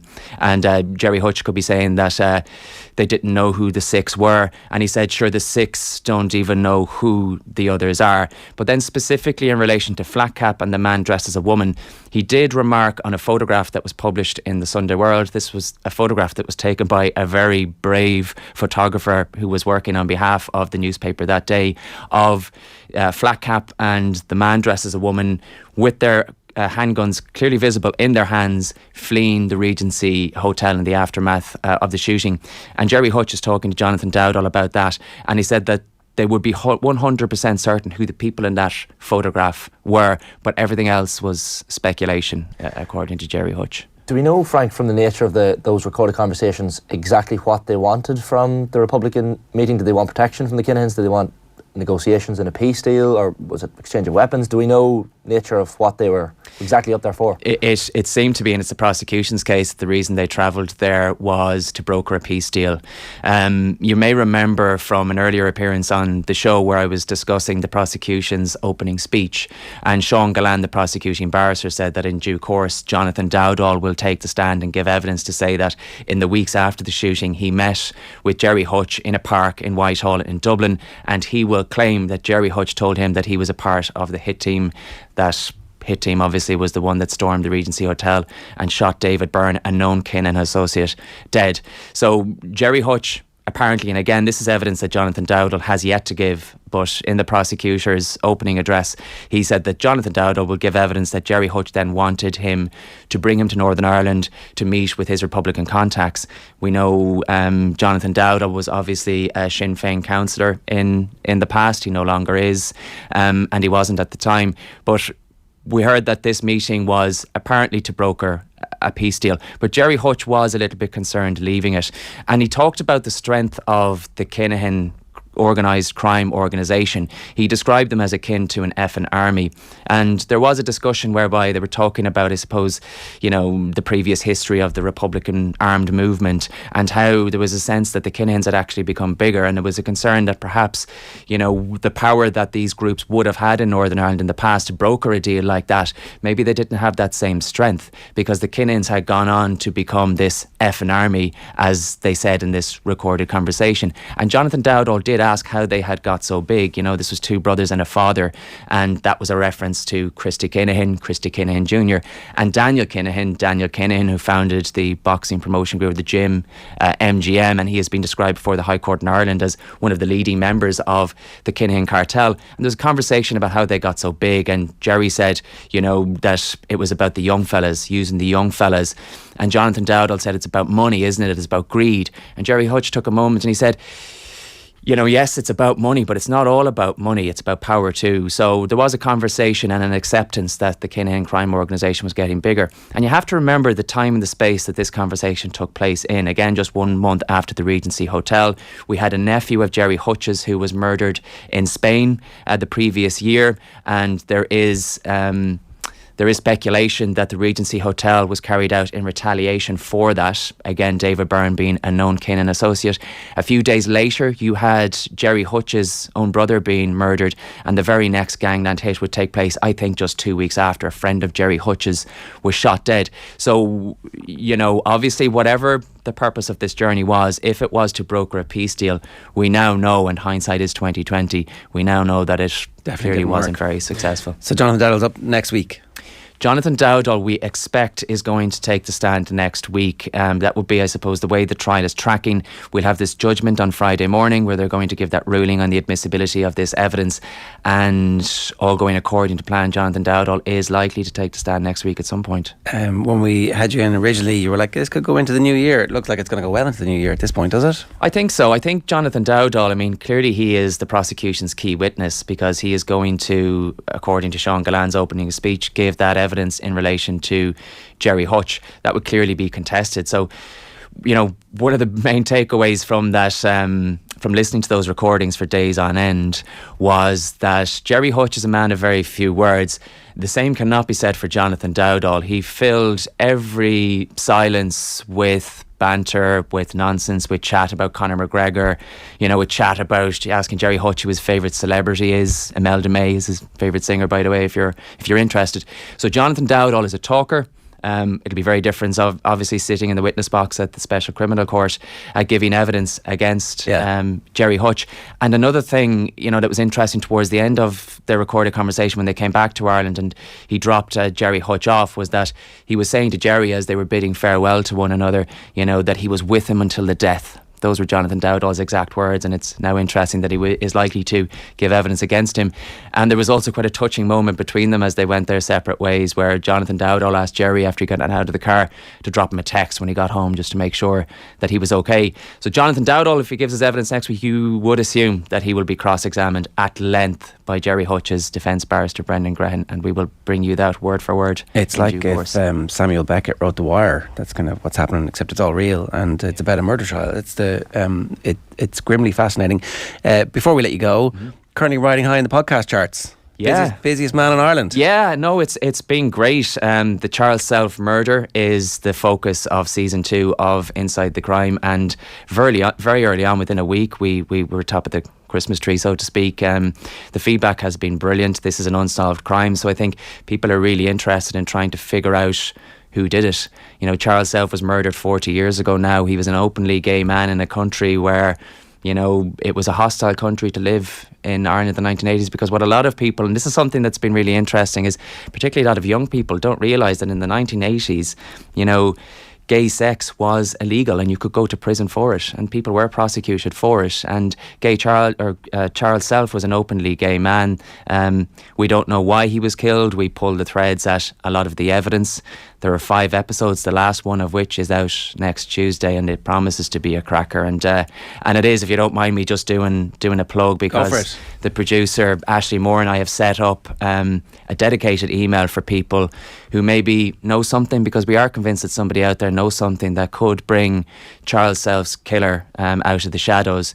So we've set up an email address, insidethecrime@newstalk.com, because we feel that there were people certainly back in the 1980s who may have had information and were fearful of coming forward for fear of exposing themselves as a gay man and for fear of potentially being prosecuted. So there was a reluctance maybe to cooperate with Gardaí within the gay community, rightly or wrongly, back in the 1980s. And if that still is the case, and we do still say, by the way, that the first port of call should be on Garda Síochána, because it's certainly a very different police force now than it was 40 years ago. The Garda confidential line is 1800 666 111, and that should absolutely be the first port of call. But if 40 years on, people are still reluctant to go down that route, come to us, we'll follow leads and we'll pass them on to the guards accordingly. And absolutely. It's a great piece of work. You should be rightly very proud of it, Frank. Thanks a million for joining us. It's called Inside the Crime. You should subscribe now wherever you get your podcasts. Good stuff, Frank. Thanks a million. Right, OTB AM brought to you live with Gillette in association with Movember. Effortless shave, magnificent mow. You can sign up or donate now at Movember.com. Time for the papers. There are so many idiots out there, so many spoofers. There's a lot of horse. I think he's a total spoofer. What do you mean a spoofer? He's just bullshit. No, Eamon, come on, don't be, no, I'm not having that, no. John Duggan, good morning to you. How are you? Good, Ger and Shane. Have you seen this Irish lad? Is this the interview at the French TV? Yeah, Le Keep, and I believe it's after the Denmark game. I'm going to play it here.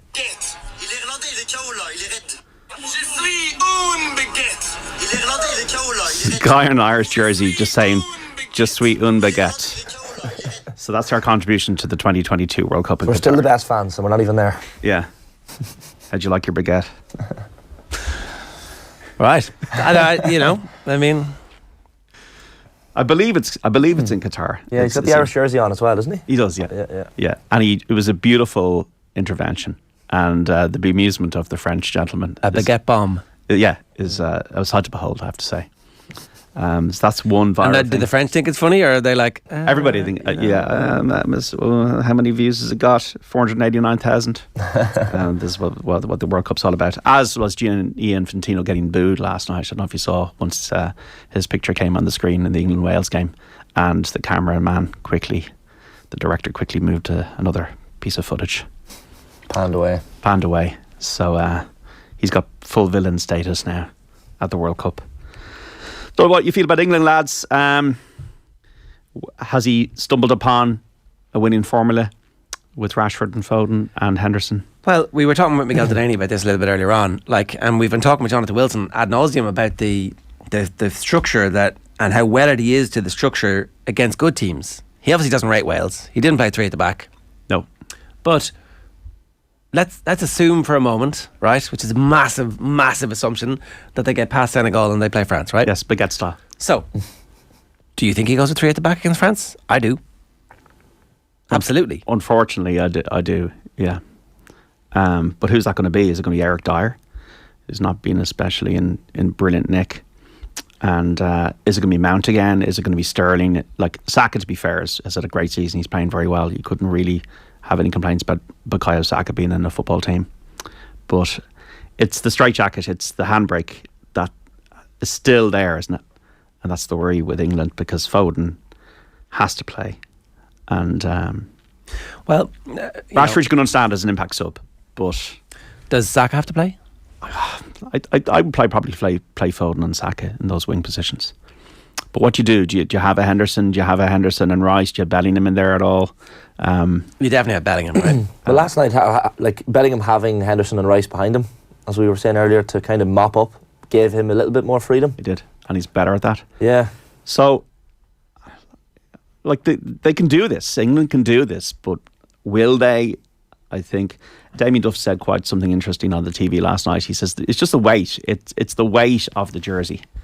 And I think that's on Gareth Southgate. I think that's on the players. And I think that is their problem. And I think that's back to 1966. I think it's down to the fact that it's utter euphoria over there, or it's despair and you're a disaster. How far do you want? There's no in between. It's 100 or 0. How far do you want them to get? I don't mind. Like I'm not. I'm supporting Harry Kane every single week. So I don't mind. You supporting them in a final? Not against Brazil. Or anyone? Or Argentina. I think that I'd like the English players and Southgate to do well. I think they're a likeable bunch. I don't like the other stuff that goes with it. The Empire nostalgia. I think they're a likeable bunch too, but I'm quite happy to park the likeable bunch thing in the knowledge that if they won, it would be significantly unbearable for quite some time for us. I think we'd be grand with this. Would we?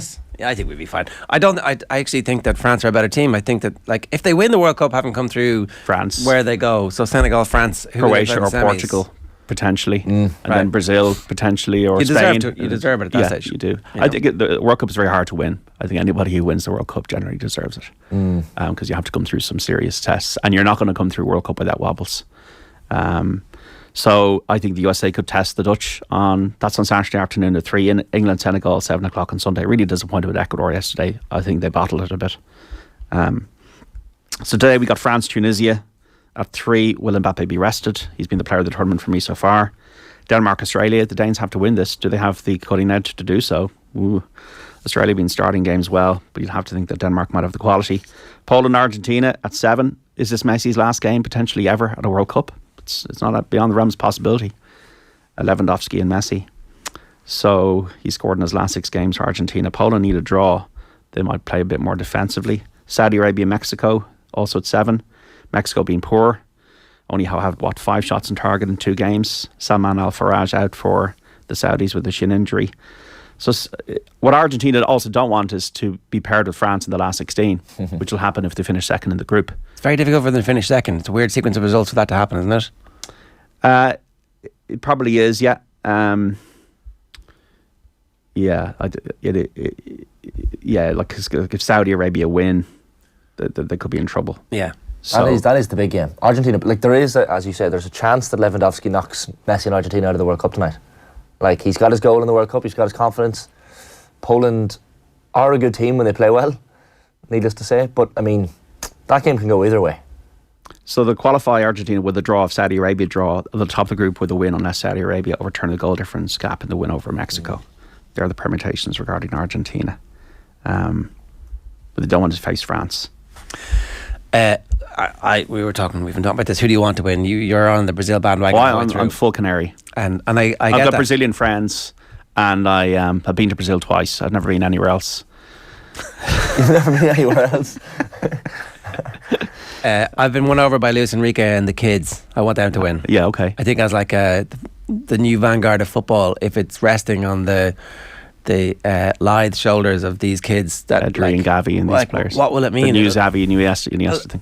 Just in terms of, like, it's not the brutality of other, like, it's not physicality that's winning. It's guile and speed and fleetness and daring, and that's good for football. It is. Now, if Brazil win and it's off the back of Richarlison and Vinicius, I love Vinicius. I'd be pretty happy. We've been saying about for about a year, and you must be impressed with his contribution. They are a likeable squad. He's definitely the player. Casemiro and Fred are likeable as well. They're a very united bunch. Look, the way they celebrate goals. Yeah.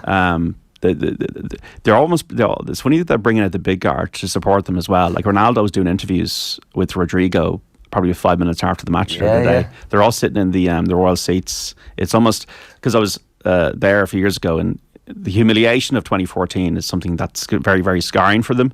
So I think they're trying to give them as much support as they can. Have you bought the jersey yet, John? No, talking about it? No, I keep on talking about it. I haven't bought it yet. I'll probably buy the day before the final and really jump on the late bandwagon. But that's what I did in the Euros. I bought the Italy jersey the morning of the Euros final in 2020. Has to be done sometimes, do you know? Yeah. A nice jersey.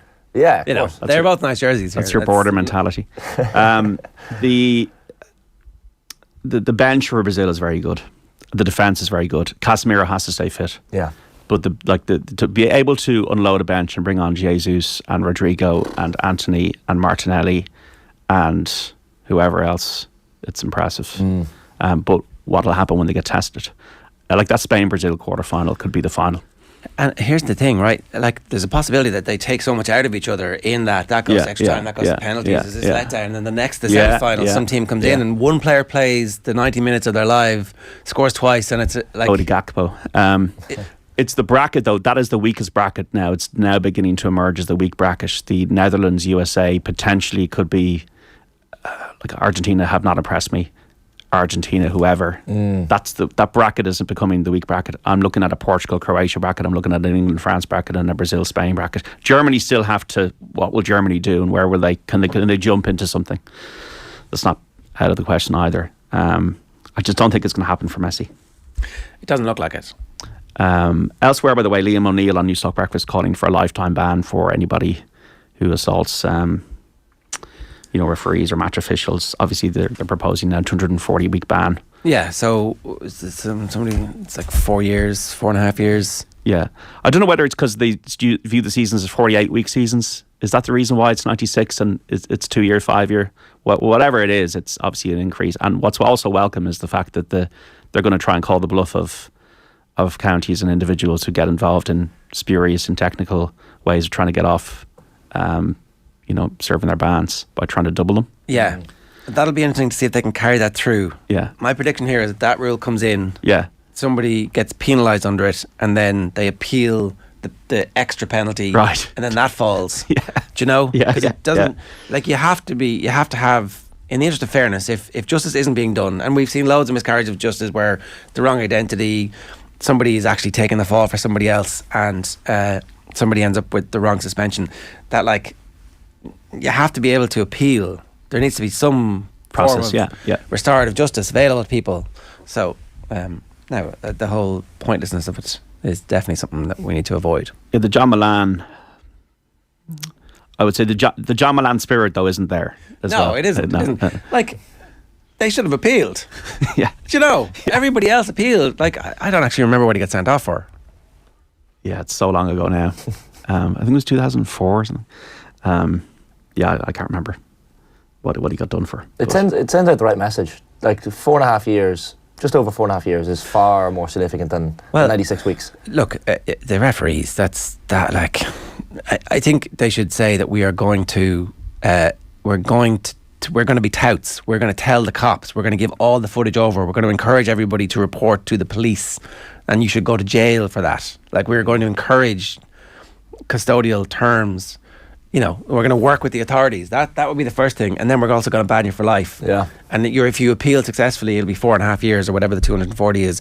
I do think throwing teams out from mass brawls, like, your club is gone from all competitions in that age grade, and if it's senior and it's like senior at Leinster level, then you've no senior team next year. You go back into the same division the following year. You don't get relegated or anything, but, like, no, tough luck. Was Armagh Galway serious, guys, in your view then? No, I don't. Was there a punch thrown? I was over that side of the stand at the time. It looked serious at the time. It was wrestling though. Yeah, it's not great. It's not a good look. Yeah, it shouldn't happen. Yeah, there should be sanctions. Yeah, are there sanctions that really hurt? No, there's no sanctions that hurt. Miss a season. You miss a championship campaign with your county. One player. Well, the player, the Armagh player that was caught on camera hitting a very, very sly dig. Hang on, so that was that. Yeah.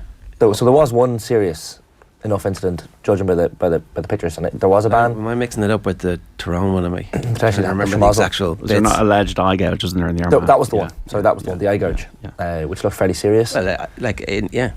Throw the book at those individuals. Yeah. And maybe if it generates into a brawl, it's like, sorry lads, tough luck.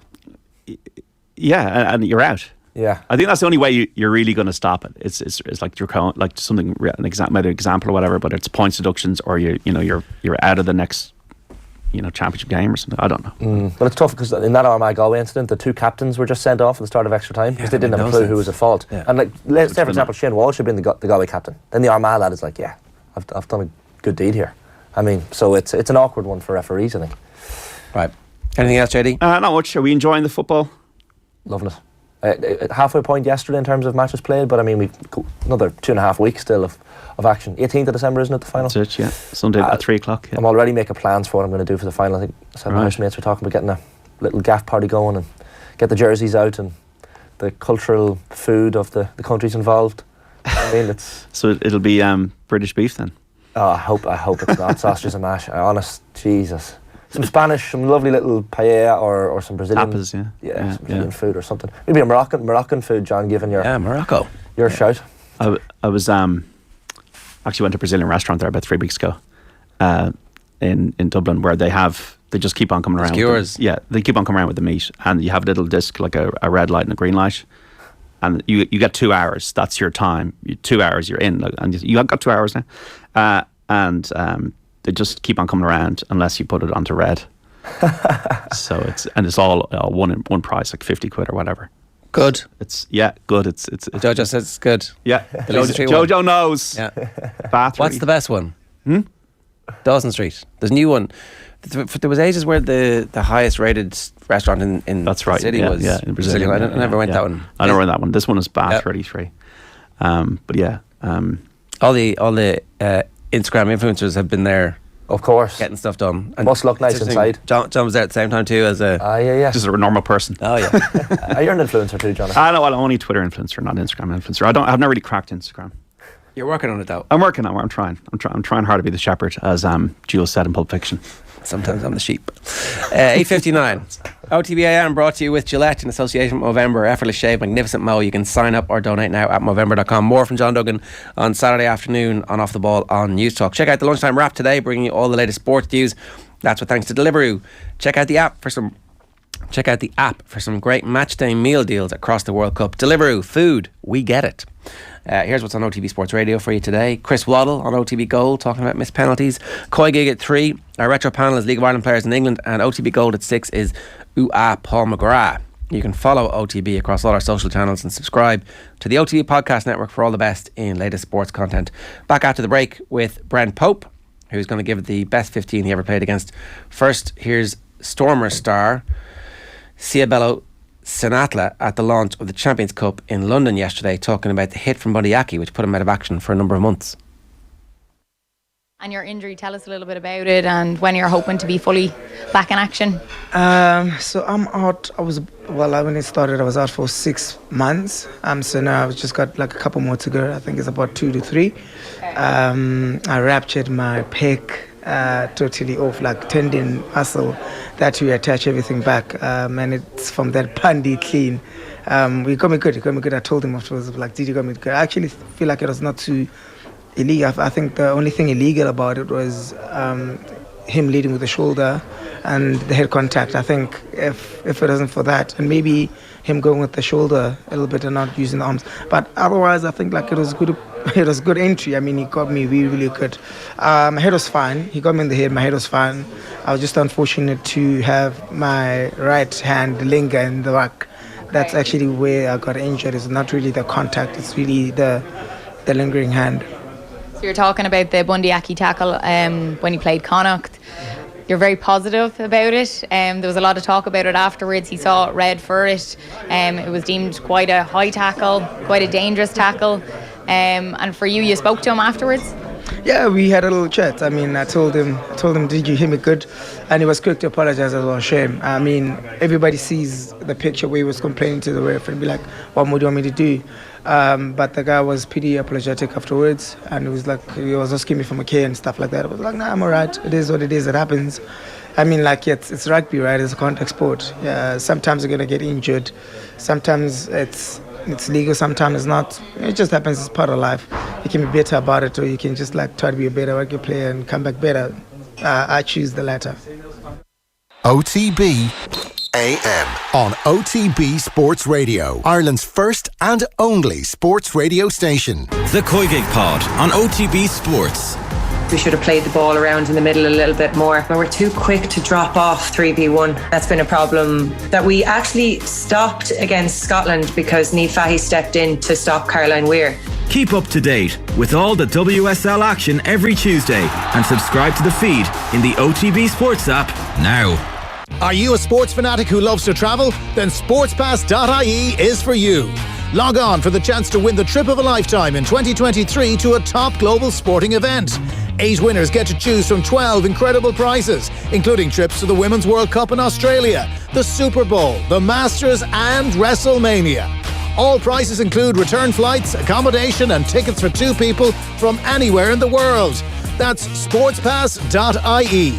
You win, you choose. OTB AM with Gillette in association with Movember. Effortless shave, magnificent modes. It is 9:03. You're very welcome back to OTB AM this morning. I'm delighted to say Brent Pope is with us. Brent, how are you?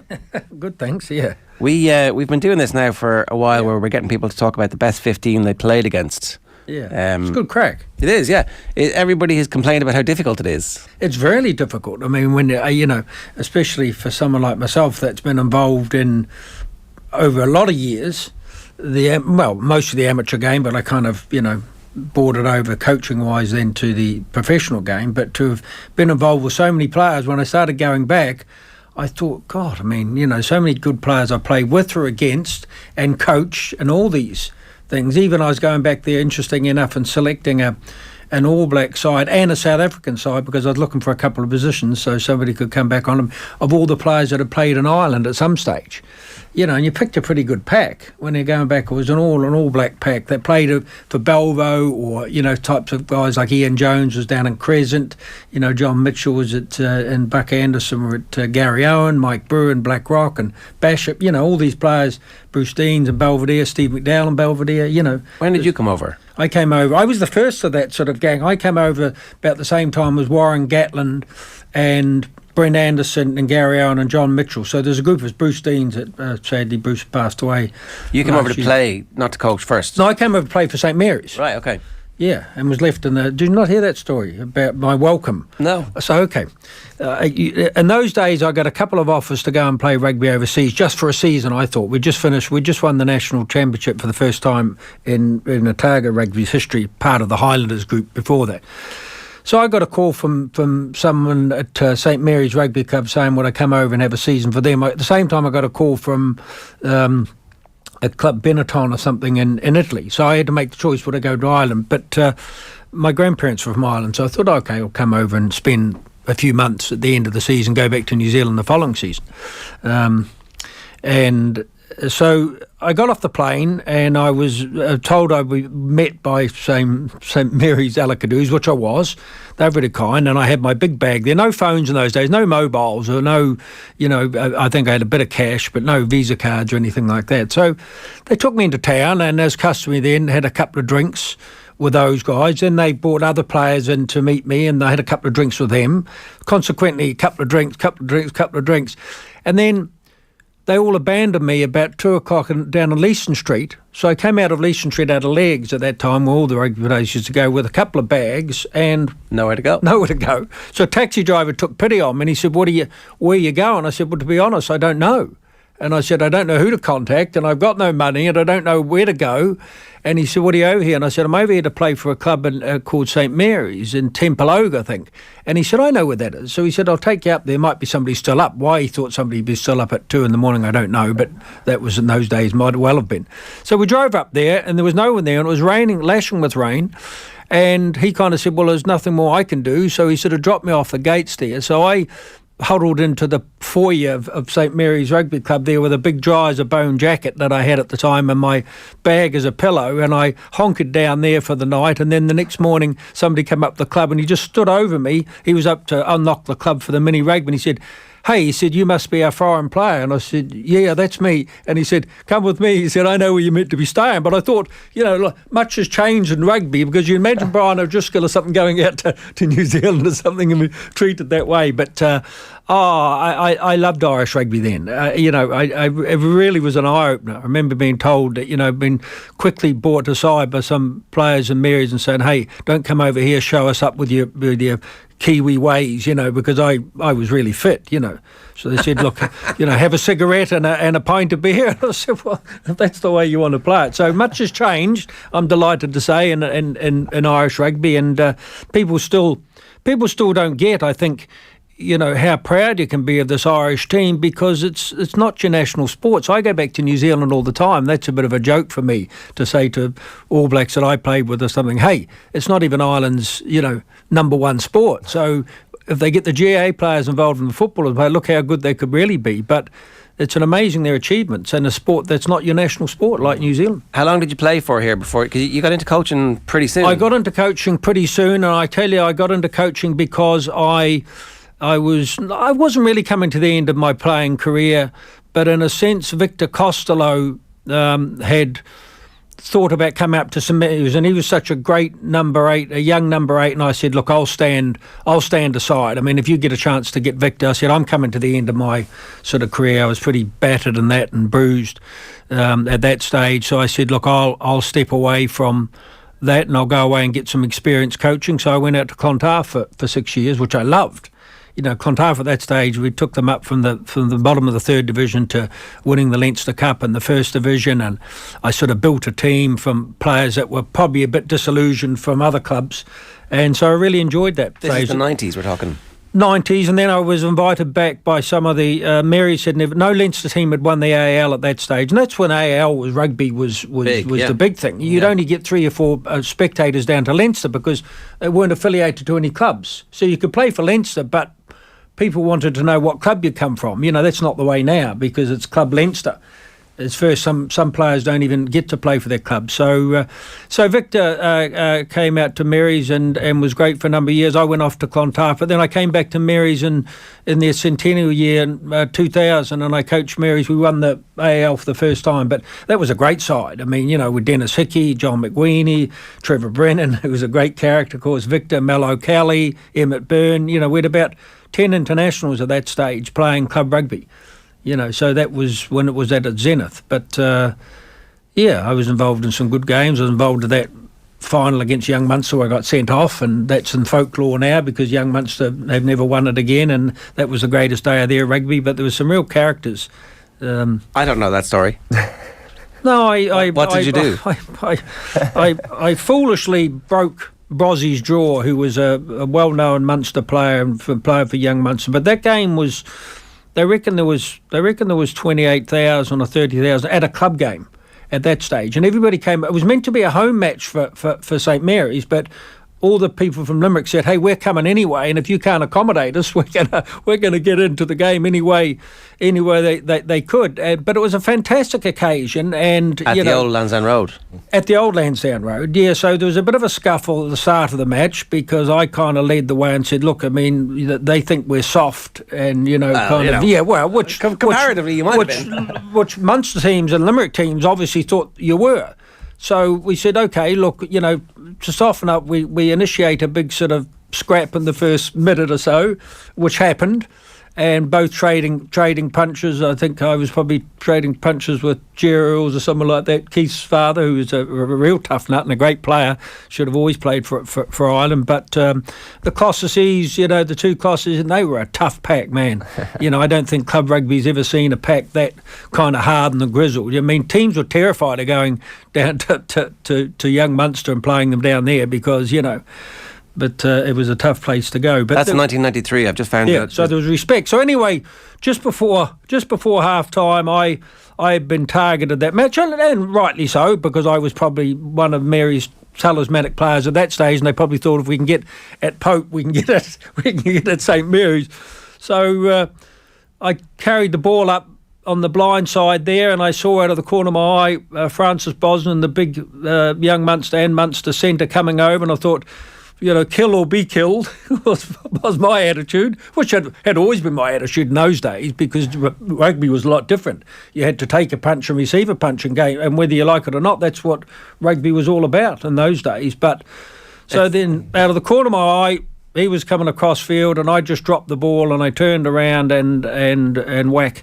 Unfortunately, with the momentum, and he was a big guy himself, the momentum, and I was always, you know, I'm not proud of it, but I was always relatively handy with my fists in matches, and sort of with the momentum, he dropped, and of course I was sent off, much to the abuse of the crowd. In fact, after that match, I couldn't go back. I just thought, oh, look, you know, all is forgiven. I'll go back and sit the rest of the match out on the sort of the bleachers.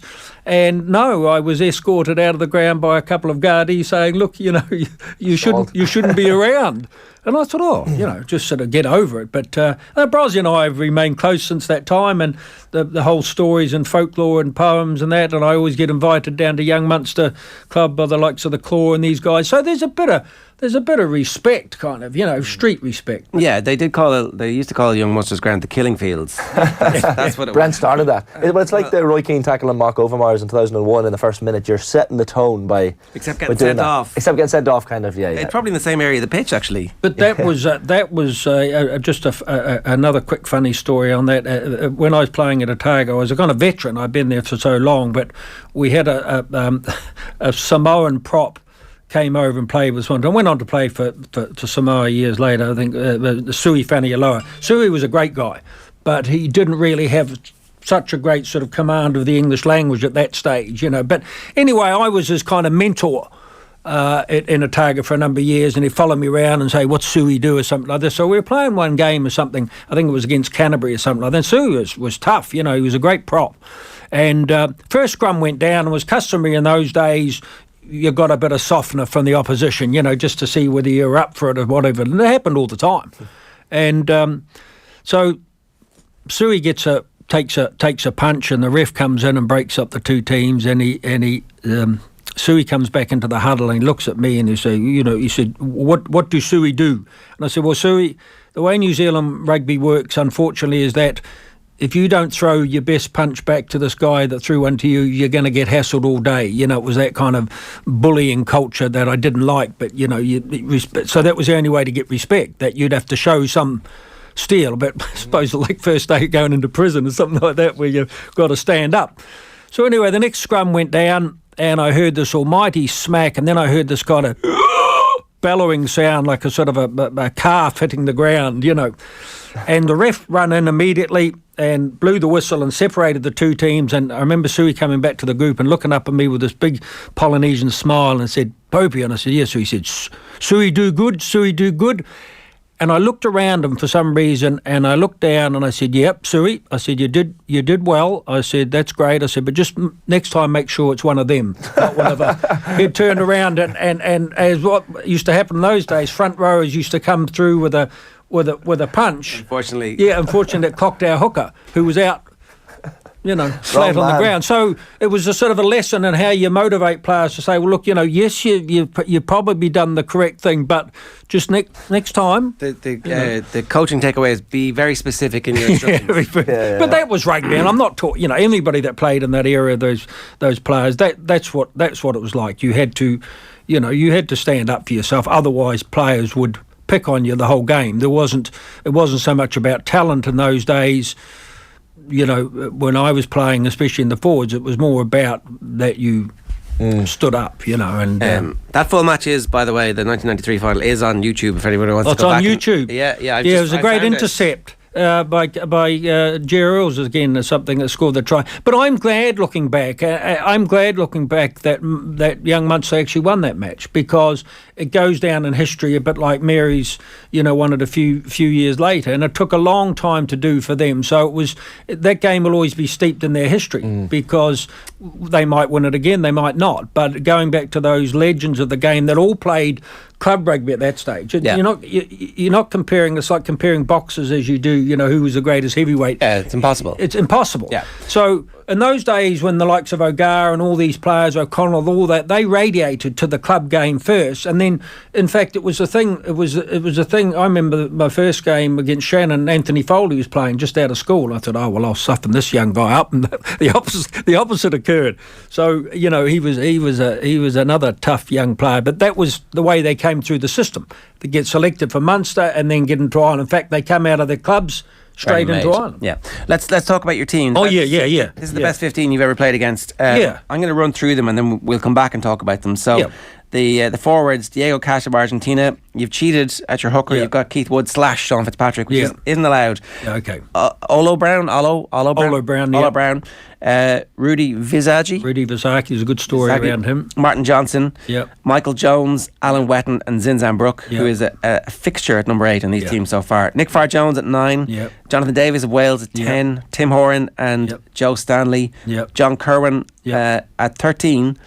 Inga. Oh no, I've got John. Oh, no, I took Inga out. I put because Inga was player I played against. I played with JK, but I put him into my all-time best team. I think you couldn't leave him out. So Kerwin, Campese, and whoever got it for John Gallagher. John Gallagher. Yeah, that was a close run thing. So Campos at 14. Yeah, well, it doesn't really. I just put them on the wing because I had to make a last minute few changes because I played with. See, I played guys. I played when rugby in New Zealand was probably at its strongest. And we look back now, I mean, everybody can say that, but I mean, that Auckland team in the late 80s and early 90s was a full All Black team and more. That wins the World Cup, the first World Cup. Wins the World Cup with 13 of the regular players. It's like Leinster now.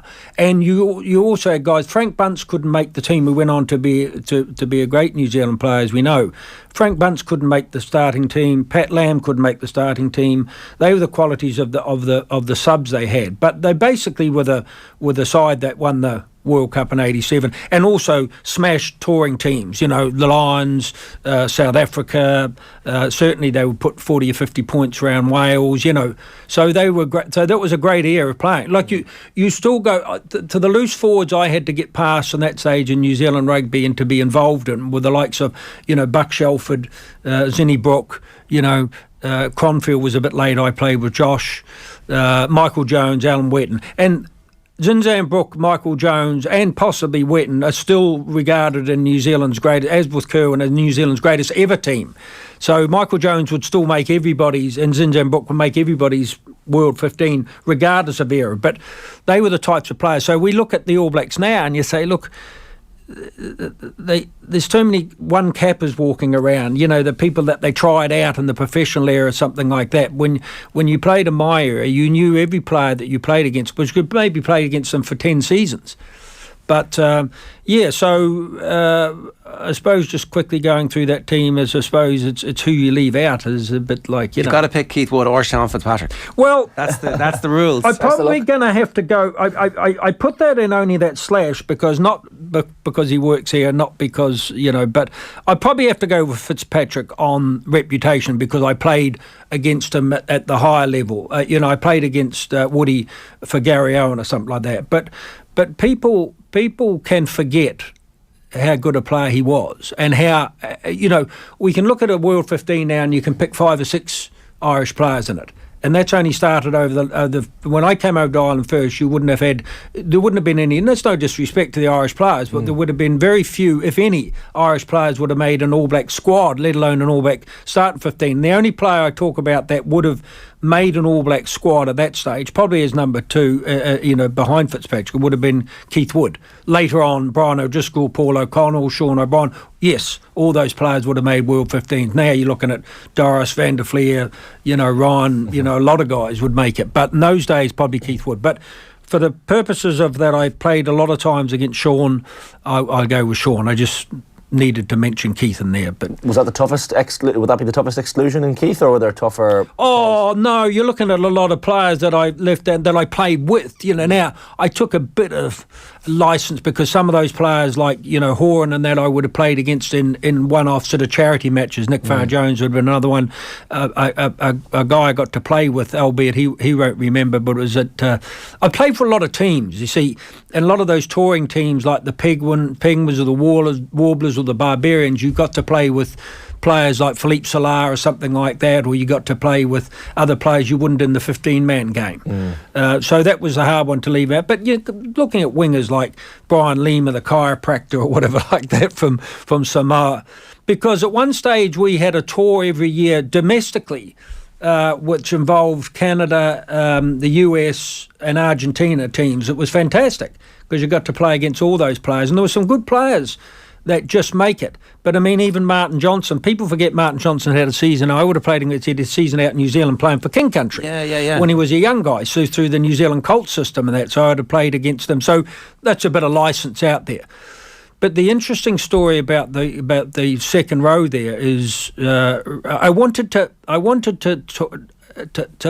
make it about big men in those days, because yes, there's a lot of second rows that I would have played against or with, like Zinnie's brother, Marty Brooke and Robin Brooke, they're talented players, and Gary Wetton and all these players. But two that come to mind, and they've got stories behind them, is the biggest men that I would have played at that stage was Rudi Visaki, who played for Natal and played a few games for South Africa when they weren't playing international matches. He was about 6'7" or 6'8" and about 140 kgs then. We're going back to the late 80s, early 90s. And then the other one was a guy called Stormer Norman Hadley from Canada, and he was about equally as big. But the sad story about both those guys is that sad story about Norm, who I kicked around a bit with Canadian rugby, was that he was famous. He was on the front page of the tabloids in the UK, and that's where they gave him the name Stormer Norman, because he boxed a couple of guys that were trying to steal a woman's handbag on the tube. So he's a 6'9" guy, and he's got both of these guys in a headlock or something. It was photographed, but he lost his life sadly in Singapore. He's working as on Hong Kong, as a bank or whatever, a couple of years ago. But the other story about Rudi Visaki is also one of kind of tragedy, because he ended up waking up in the morning and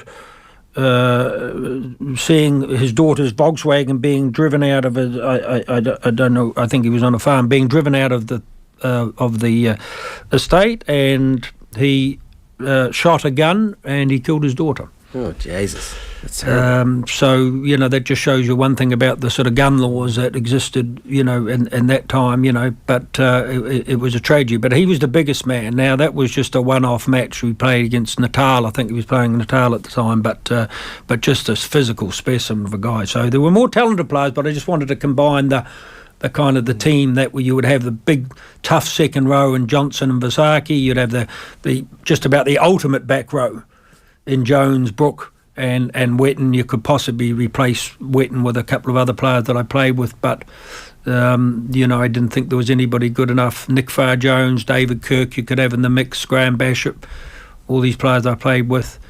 You put Campo in. What was Campo like to play against? Well, again, that's a bit of a sort of a literal, because I played against him probably in the 7 circuit more than the 15s, but I probably played against him. I think we played the Australian Barbarians or something. Oh, Campo was fantastic for the game. Just one of those sort of iconic figures that just played the game like it should be played, and he's often overlooked now, and as players. Matt Williams would obviously mention him because he would have worked with him or something and against him. But I mean, Campo's sort of in the new list of world greats. Does he make it into everybody's all-time 15?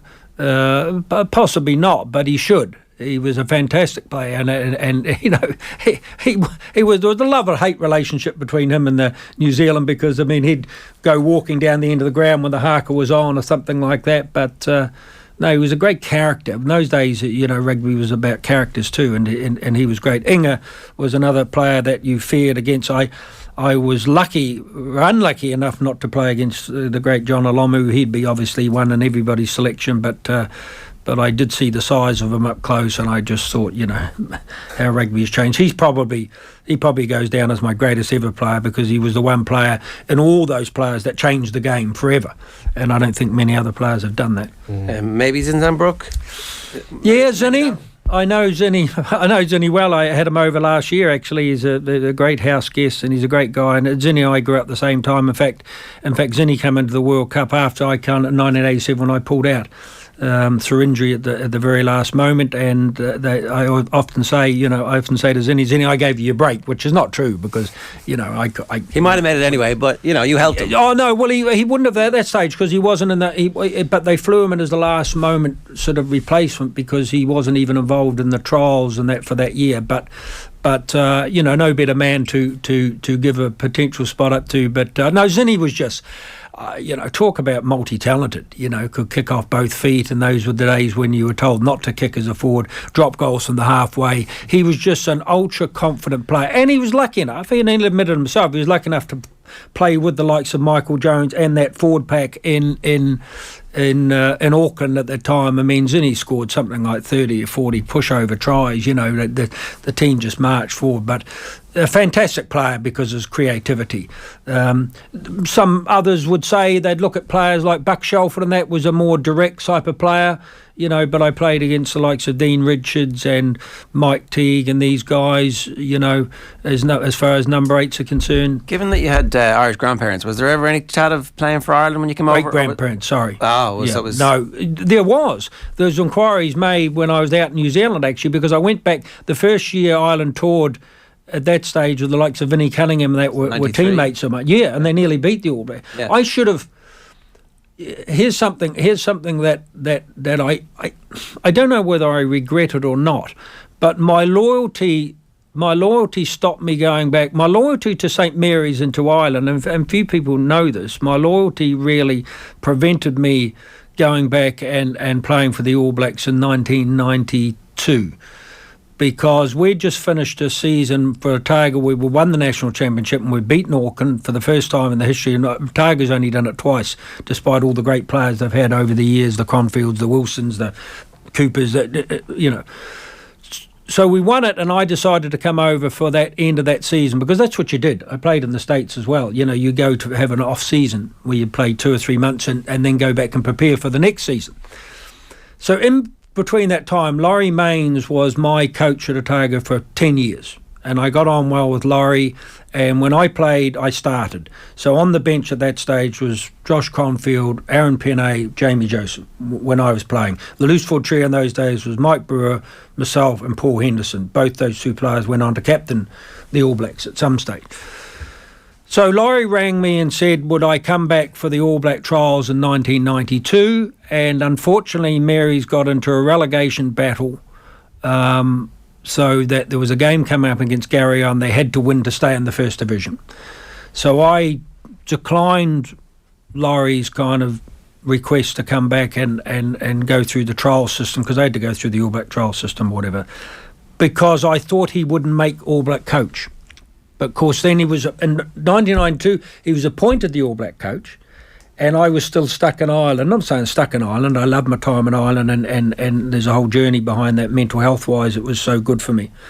But that game against Gary Owen cost me the chance, because the All Black trials were on the same day back in New Zealand, so I couldn't get back for those.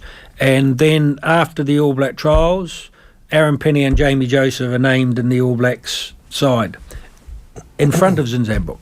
Right. So Aaron is named in front of Zinzambrook, and they go on to have 25 or 30 caps. So that was a regret, because I look back now and say, you know, yes, I was in my 30s at that stage, but I was still pretty fit and I was still playing good rugby over here. But I had a sense of loyalty, because I thought that coming over to Ireland and coming over to St Mary's at that stage when I was struggling with my mental health was the best thing I did in my life, you know, and it allowed me to remain over here and make friends and start a different life in coaching and in media and that. So it swings and roundabouts. Yeah. One door opens, another closes. No, exactly. Brent, you've been great with your time. Thanks a million for that best 15. We'll stick it on Twitter for people to see and have a look and a debate about. Yeah, there'll be a couple there like Diego Cash from Argentina that people won't know, but people that know all about scrummaging will know that he was just, you know, players like Hugo Port and that I would have liked to put in, but there wasn't.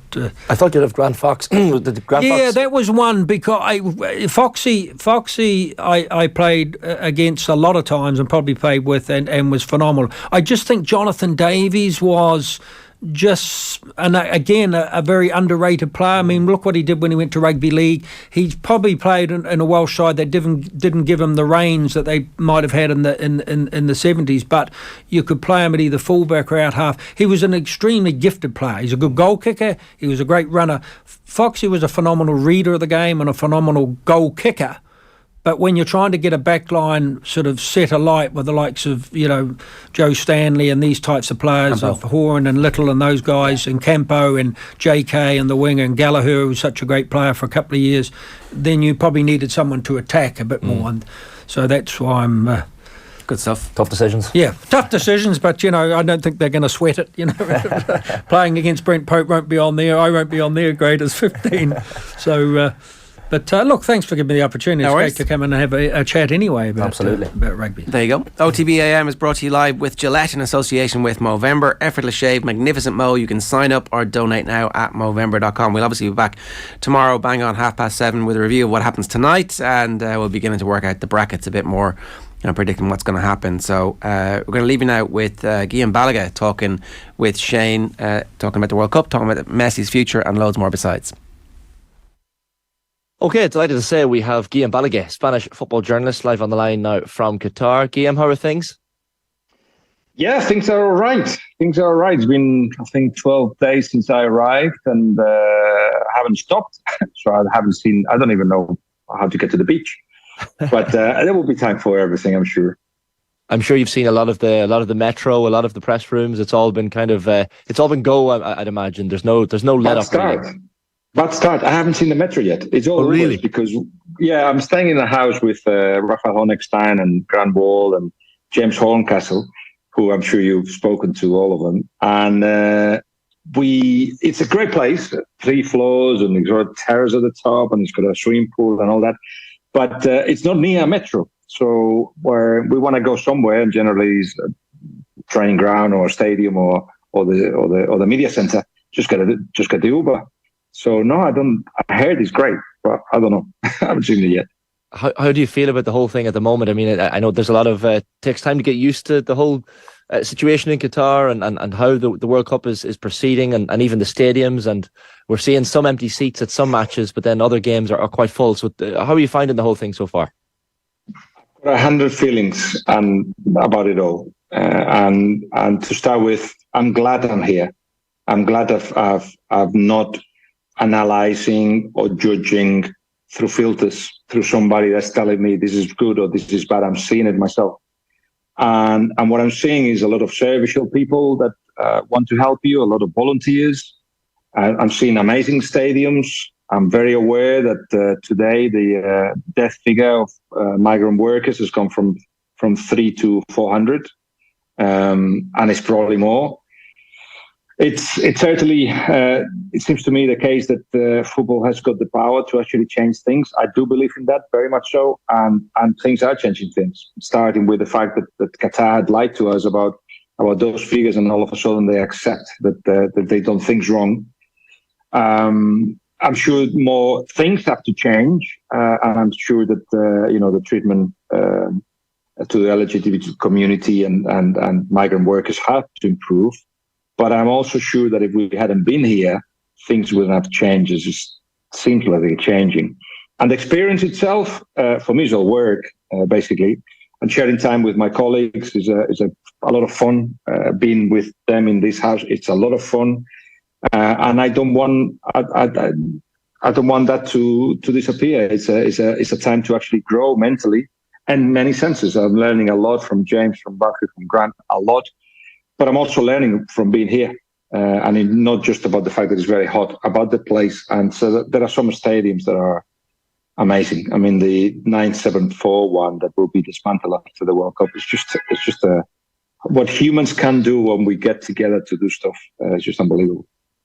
We saw the protest from a fan during the Portugal-Uruguay game last night, and surprisingly, it was the first on-pitch protest by a fan. I'm sure the security is obviously tight as well at these stadiums, and we had the whole armband discussion at the start of the tournament, where captains like Harry Kane going to wear the armband or not. Are you surprised at the, lack of on-pitch protest or actions by captains and teams of the World Cup? Or no, I'm not surprised, because I mean, if you wear a shirt that says Iran woman, you get stopped and you have to argue with police. Now, this is obviously a police state. We're going into a place that have got very strict rules, and not just that, there is fear. Because the ones who implement those rules, the police on the ground, they're not even from Qatar. But they are in fear of repercussions if they don't implement what they think are the rules. But the rules have been, the goalpost has been moved a little bit. But now it's becoming clear that Qatar is in charge, not FIFA. So the police have respond to that as well. Whatever gets discussed in the British media or in the Western media or in the Spanish media don't get to the police down on the ground. The idea that they were told that there is a bunch of things that cannot be done, they will insist with that until the end of the tournament. It won't get filtered to them that things have changed or anything. But I insist, I think with whole circus coming down here and we'll all go after a while, and there is a lot of buildings that are not done and will not be done, and I don't know who's going to be living in those that have been done. There is all that to question yourself, the cost of it, no, the World Cup has cost as much as this one, etc. That's debatable, but I do think that there's been a stamp on football on things. It's just that people want everything to change now and to have more protests on the pitch, hundreds of them if possible. It's not possible because we are in police state. It's not possible because not everybody that comes here comes with that intention of protesting. But the fact that there are protests are making this Qatari society think, all right, maybe we're not getting everything right. Still, I understand they want their way of living to be respected. My respect finishes where human rights are not respected either. So that's the conflict that's happening daily here. Yeah, I can imagine. It's a tough one. The on pitch, I guess, affairs have been entertaining to say the least. Spain have been very impressive, and I know that the Germany game, Germany were good in the second half and came back to get the draw. But I saw someone on Twitter pointing out that watching Pedri and Gavi at the moment is like watching a respawn of Xavi and Iniesta, and they are just both a joy to watch on this world stage. Yeah, easy. Let me see who's arrived. Oh, hello, Grant. It's not Xavi and Iniesta, but certainly have got some characteristics of them. I think Pedri will reach the same heights. Not sure about Gavi, that everybody's in love with, but he's I think Morata was saying yesterday, even in training, he's a buffalo, going for every ball as if it's the last one. And apparently he hit Morata once without the ball and said, I haven't forgotten about that one, so he owes him that one. Gavi does very well what he does, but he's a little bit chaotic. Pedri has got a whole pitch on his brain, and it's wonderful to see with Busquets next to them. You take Busquets away, and it's a different Spain. It was enjoyable to watch them, as I said from the beginning, and I think that was the message of Luis Enrique. Enjoy while it lasts. If it gets to a point, we get to quarters and Brazil beat us. Well done, Brazil. If they were better than us, or we'll just be upset if they weren't better than us and we get knocked out, because football does that sometimes. But meanwhile, there is no expectations. We're just enjoying ourselves. Germany, careful with Germany. Mm-hmm. There were a couple of players that told Spanish players, two German players that told Spanish players, beat Japan. Of course we'll beat Japan, because we want you to go as far as you can, and on the way, just kill big teams. So, we get maybe to the final against Germany, which we think we can are equal to. But they grew into the game, and we lost control. There was interesting that the players came out and Luis Enrique quite upset with having not having won that game. But they watched the game again and they thought, you know what, we dealt well with what was thrown to us, and we could have lost it with that Sané chance at the end. So yeah, it's a team that will make you all enjoy, I think, Spain. I guess there's something to be said that when you mentioned Sergio Busquets having that experience alongside the two young players, and you need a bit of a blend of youth and experience, because you look at the likes of Suarez, for example, or the Belgian defence, and you're seeing ageing teams and players, and clearly for the likes of Belgium and Uruguay, it's just not working. They don't have that blend, I guess. Yeah, it's not like it's a blend that has to do with the position on the pitch. You don't want an older player in the Gavi and Pedri position. Pedri was the player that run the most against Germany. You need those legs to keep and a fresh mind to see the gaps, to see where you have to run to be relevant. But then in Busquets' role, you have to have that kind of maturity to understand when to pass the ball, when to go on pressure high, and all that. And Busquets has got it in his head. He's the most undervalued player of the last decade, without any doubt. But the rest of the team age hasn't been an issue. Jordi Alba. It's interesting, Luis Enrique saying that he's the best fullback in the last third because he doesn't cross, he passes the ball. Whatever he does is with a meaning. Again, if you have that, you have to use it. But at the same time, you need the likes of Nico Williams or Ferran Torres, young players, to actually be brave enough to go 1v1. You're absolutely right. In some cases, the blend doesn't work. Belgium reminds me of Spain 2014. We won one World Cup too many, or one summer tournament too many for that group. But Vicente del Bosque was never going to do any different. They won everything. Let them enjoy. In Brazil as well, let them enjoy. I think Belgium is the same. Quite clear, Roberto Martinez didn't feel that it was the time for recycling, but they had picked already. And now you start seeing the division within the side. And with Spain, it was exactly the same. Everybody was blaming everybody else. And what it was, it's just the end of a cycle. And when that happens, you just put too many old legs and people that care not enough, basically. I had seen your interview with Robert Lewandowski from just prior to the tournament, and I guess he's a TikTok star now as well as a footballer, Robert Lewandowski. But really nice to see that moment where he finally, and I'm sure it was heavy on his shoulders, this weight of expectation at scoring a goal at the World Cup finals, but he's finally done it.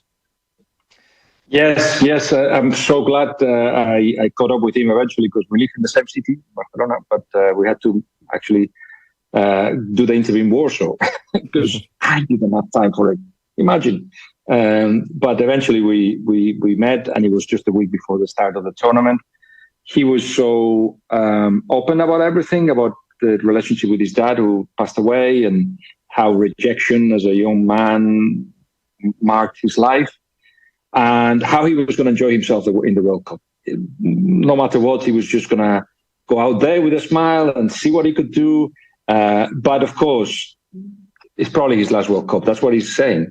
And he wanted to finish on a high, meaning scoring. He needs to, one of the greatest goal scorers of that generation, needed to have a World Cup goal. And when he did, it was just I bet everything went through his head, from his dad to the times that he's had to overcome difficulties, to having to represent his country. All things. I hope to talk to him about that game and about that goal. And I'm sure we can come out with a nice 45-minute podcast just on that. Yeah, what a moment for him, for sure, and for Poland. Kylian Mbappe is a man who's lit up the tournament so far, as he did 4 years ago. And he looks like a more mature player. Even the start of the tournament, I guess he was, taking all the set pieces on himself and taking a lot of leadership positions. But then you're seeing the likes of, Griezmann and Dembele and Rabiot stepping up as well. So even though they had a lot of injuries, Benzema and Pogba and Kanté included, France look like the real deal so far. Absolutely. I think people are getting very confused when they start to compare national sides to Manchester City or to the Barcelona of 2010 or whatever, or Spain, or that is the exception to the rule. The rule is teams that if you are solid, if you don't concede and you can score and you can create enough to score, you're going to go very far. And France have got all of that. Griezmann is the oil for the machine. Is very clever what he's doing, especially now that they haven't got a powerful midfield, even though Rabiot is, as you say, is doing well. And Mbappe, it's not as good as he can be, and it's not as good as he will be. I know not everybody's falling, falling over backwards with his potential, or what he does, on the fact that he could win a second World Cup and it'd be one from Pelé, and he's got at his age many more goals than Messi and Ronaldo did at that age. There's all that, but I still think he uses his power far too often and doesn't always use it cleverly. Does a little bit too much. Doesn't always choose well. So imagine when he gets better. There's still room for improvement. But for this World Cup, France are creating very often the conditions for a 1v1 in which he can go and beat a defender. And doing that, and if he raises his head a little bit, doesn't try to finish everything off, he'll see that Griezmann will be there, or Giroud will be there, and then, or Rabiot or whoever. So there is room for improvement, not just with Mbappe, but with France as well. What do you make of England so far? I mean, I know there's a potential clash with France in a quarter-final if all things go well for the two of those sides. Really good against Iran in the first game. Really tough game to watch against the USA second time out. But I guess they're getting the job done. And at the same time, Southgate needs to, I guess, know his strongest team, because Phil Foden is the man that seems to be on everyone's lips at the press conferences. Phil Foden, 2 goals in 19 games, who hasn't impressed at all yet. And he's the big hope. When actually you've got Champions League winners, World Cup winners on that team. World Cup at different level. But yes, they're doing the job. But at the same time, there was 2 things that were very clear against the United States, which I don't know how you improve on. One, the athleticism of the United States was superior to England, and that was surprising because you expect England to be, strong, to run faster, to, beat in the 50-50s. That's what England's always been. But no, actually they were taken aback, and because they saw that and the players sensed that, they started dropping back, and it was about not to make mistakes, not to concede, and that was the second thing, fear. So I think there's a lot of players that the coaching staff feels that they haven't been strong mentally at a time when you have to be. You get challenged more than ever in these competitions, and that's when you discover what people are made of. The joker, is he also a strong man when things are not going your way? And there was a lot of answers on that game against the United States. So they need to shake that pressure off. Second game is always difficult, but let's see. Wales should be easy enough. Maybe that will unleash the potential of England. Because if things go well, if they find the fluidity, they find themselves in the flow, they're candidates. They're definitely candidates. They've got goals everywhere, and they can defend well, and they can score in set pieces, and they can stop conceding. Just plenty of reasons to see them far, but it's the head that needs to be released now. Argentina and Messi managed to recover from the Saudi shock and get over the line against Mexico. And then we're hearing the news as well that potentially Messi could be joining Inter Miami and heading off to the MLS. Are you hearing anything on the ground about that and whether or not it's actually close? Nobody has read the article. Nobody has read the article. Everybody went with the headline. The headline said, Messi said to go to Inter Miami. The article in the first paragraph put Matt Lawton, because I'm sure he didn't put that headline. The article says, Inter Miami are optimistic that they can convince Messi to actually make it to Inter Miami. What does that tell you? There's nothing. There's been conversations. Of course there has. But he's not set to join Inter Miami. Busquets, yes. I think Busquets will go to Inter Miami, and it's interesting that he's Busquets because he's a close friend of Messi. I think Leo at some point. But would you go to Inter Miami? He's in at PSG with candidates to win the Champions League, passing the ball to Neymar and Mbappe and Hazard and so many others. No, he's got a 2-year +1 with PSG. PSG are going to abandon the idea of renewing the +1, but do another one, which is going to pay him another 30 or 40 million net, as he used to earn at Barcelona. And they want to offer 1+1. They're favourites to keep him right now because Barcelona is just words. There's no strategy behind it. There's no commercial strategy, financial strategy. There's no conversations between the chairman, Laporta, and him. There's nothing. It's just words. So with that in mind, you have to say when he starts thinking about it, which will be after the World Cup, and that could be January or June, then PSG have got the advantage. He won't go to the MLS next season. At some point he will. That's the plan. But no. And, I recommend everyone to just go back to the source and abandon the idea of just making your judgment just with a headline. Yeah, maybe people's attention spans need to go further than just the headline in this day and age. That's certainly dangerous. One of the things, Guillem, that really kind of, I guess, put rumours and football and results into perspective has been Luis Enrique and his own personal story. And I mean, he's such a great manager and he seems to be a great guy as well. A lot of people seem to get a lot out of him. But he put a post up on the day of the Germany game where he was reflecting on the fact that it was his late daughter's what would have been her 13th birthday, and I guess that's something in Spain and across the world that caught a lot of people's imaginations, because it really kind of put everything into perspective. He was cycling in Doha in the morning. I mean, that is already crazy enough. That should tell you what kind of person he is. Where he said, "We're playing today against Germany." I don't remember a public message from my manager on the day of the game before in a World Cup in Spain anyway. But then, yes, he said, "And today, Shanna, whatever you are, happy birthday." It would have been your 30th birthday. And he's decided to live tragedy with normality. He feels that, and he explained that in the press conference after the game, that she's gone, her body's gone, but she's in their thoughts, in their family thoughts every single day, and don't in a way don't want them that to become the tragedy that determines the rest of their lives. But just life is full of really good moments and in some cases really tragic moments, and you just have to leave that with total normality. For him to, when he was asked in the press conference, I thought, oh God, I don't know if you should have asked that. But he answered again with a lot of normality, as he's doing in his streaming. He talks about underwear. He talks about sex for players. He talks about a lot of things. He talks about Ferran Torres, who is of course going out with his daughter. And by taking, it's how you kill trolls, isn't it? You treat everything normal. Even there was some trolling because there was some really awful song that they used to sing to him, and he just picked the song and twisted it and threw it back with kindness. That's it. I mean, that's how you should live life.